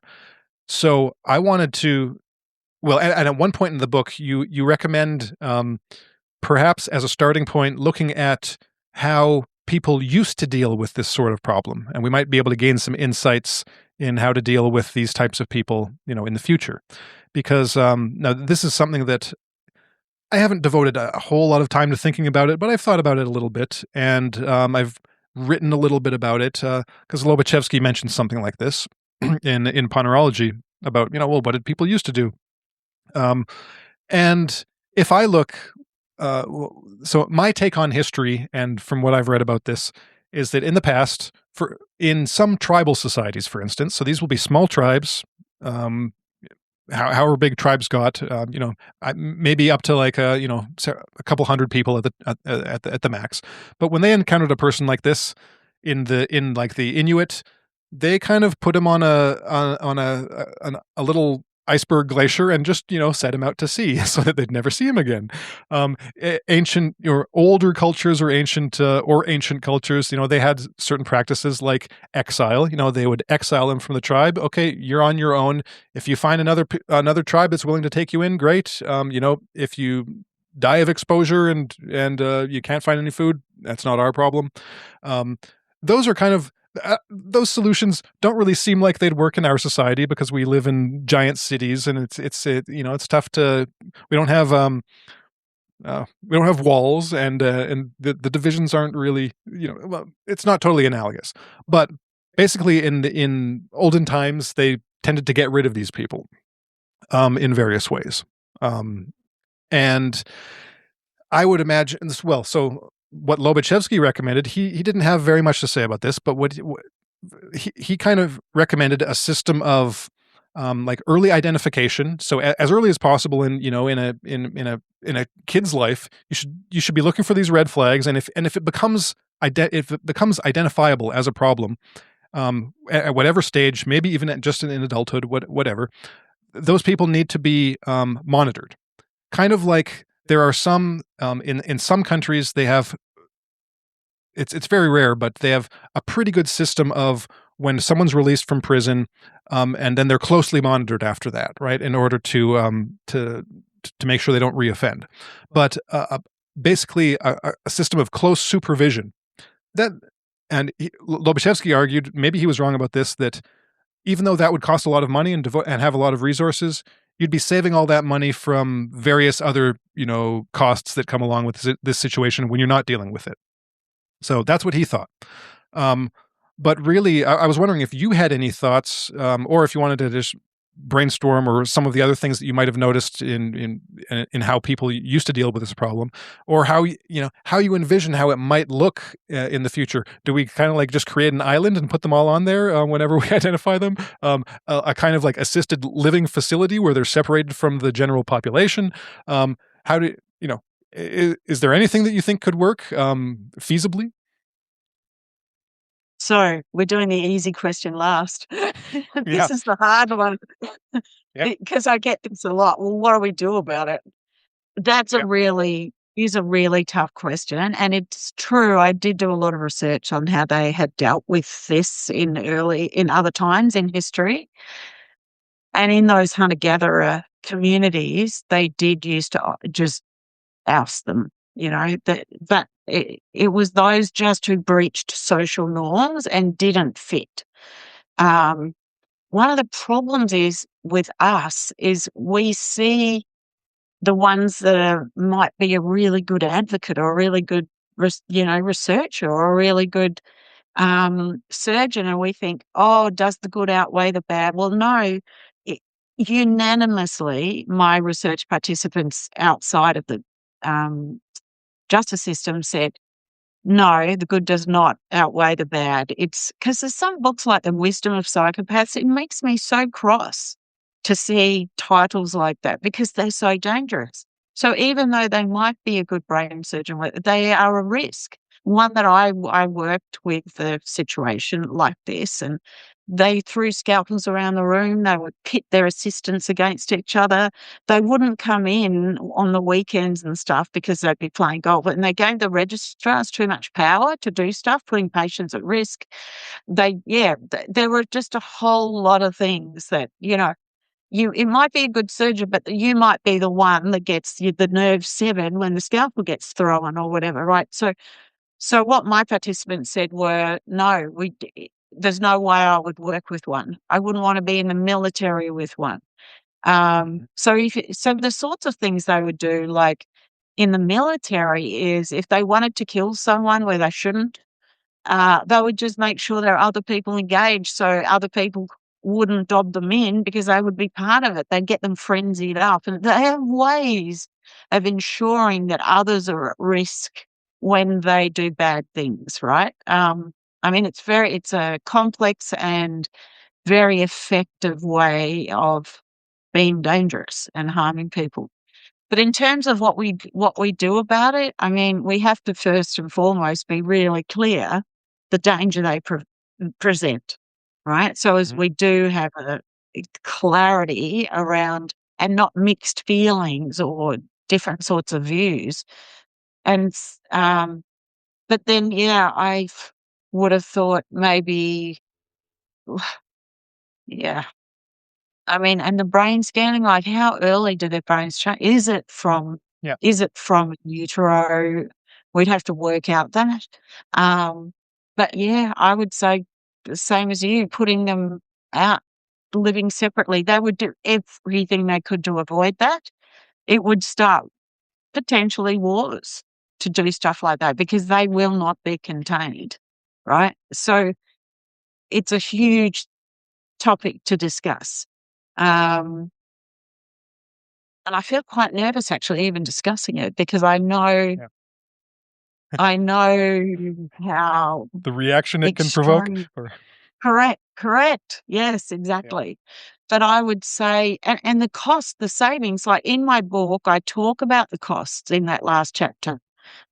So some people have estimated the billions of dollars that they cost to yeah, society, in a whole lot of different contexts.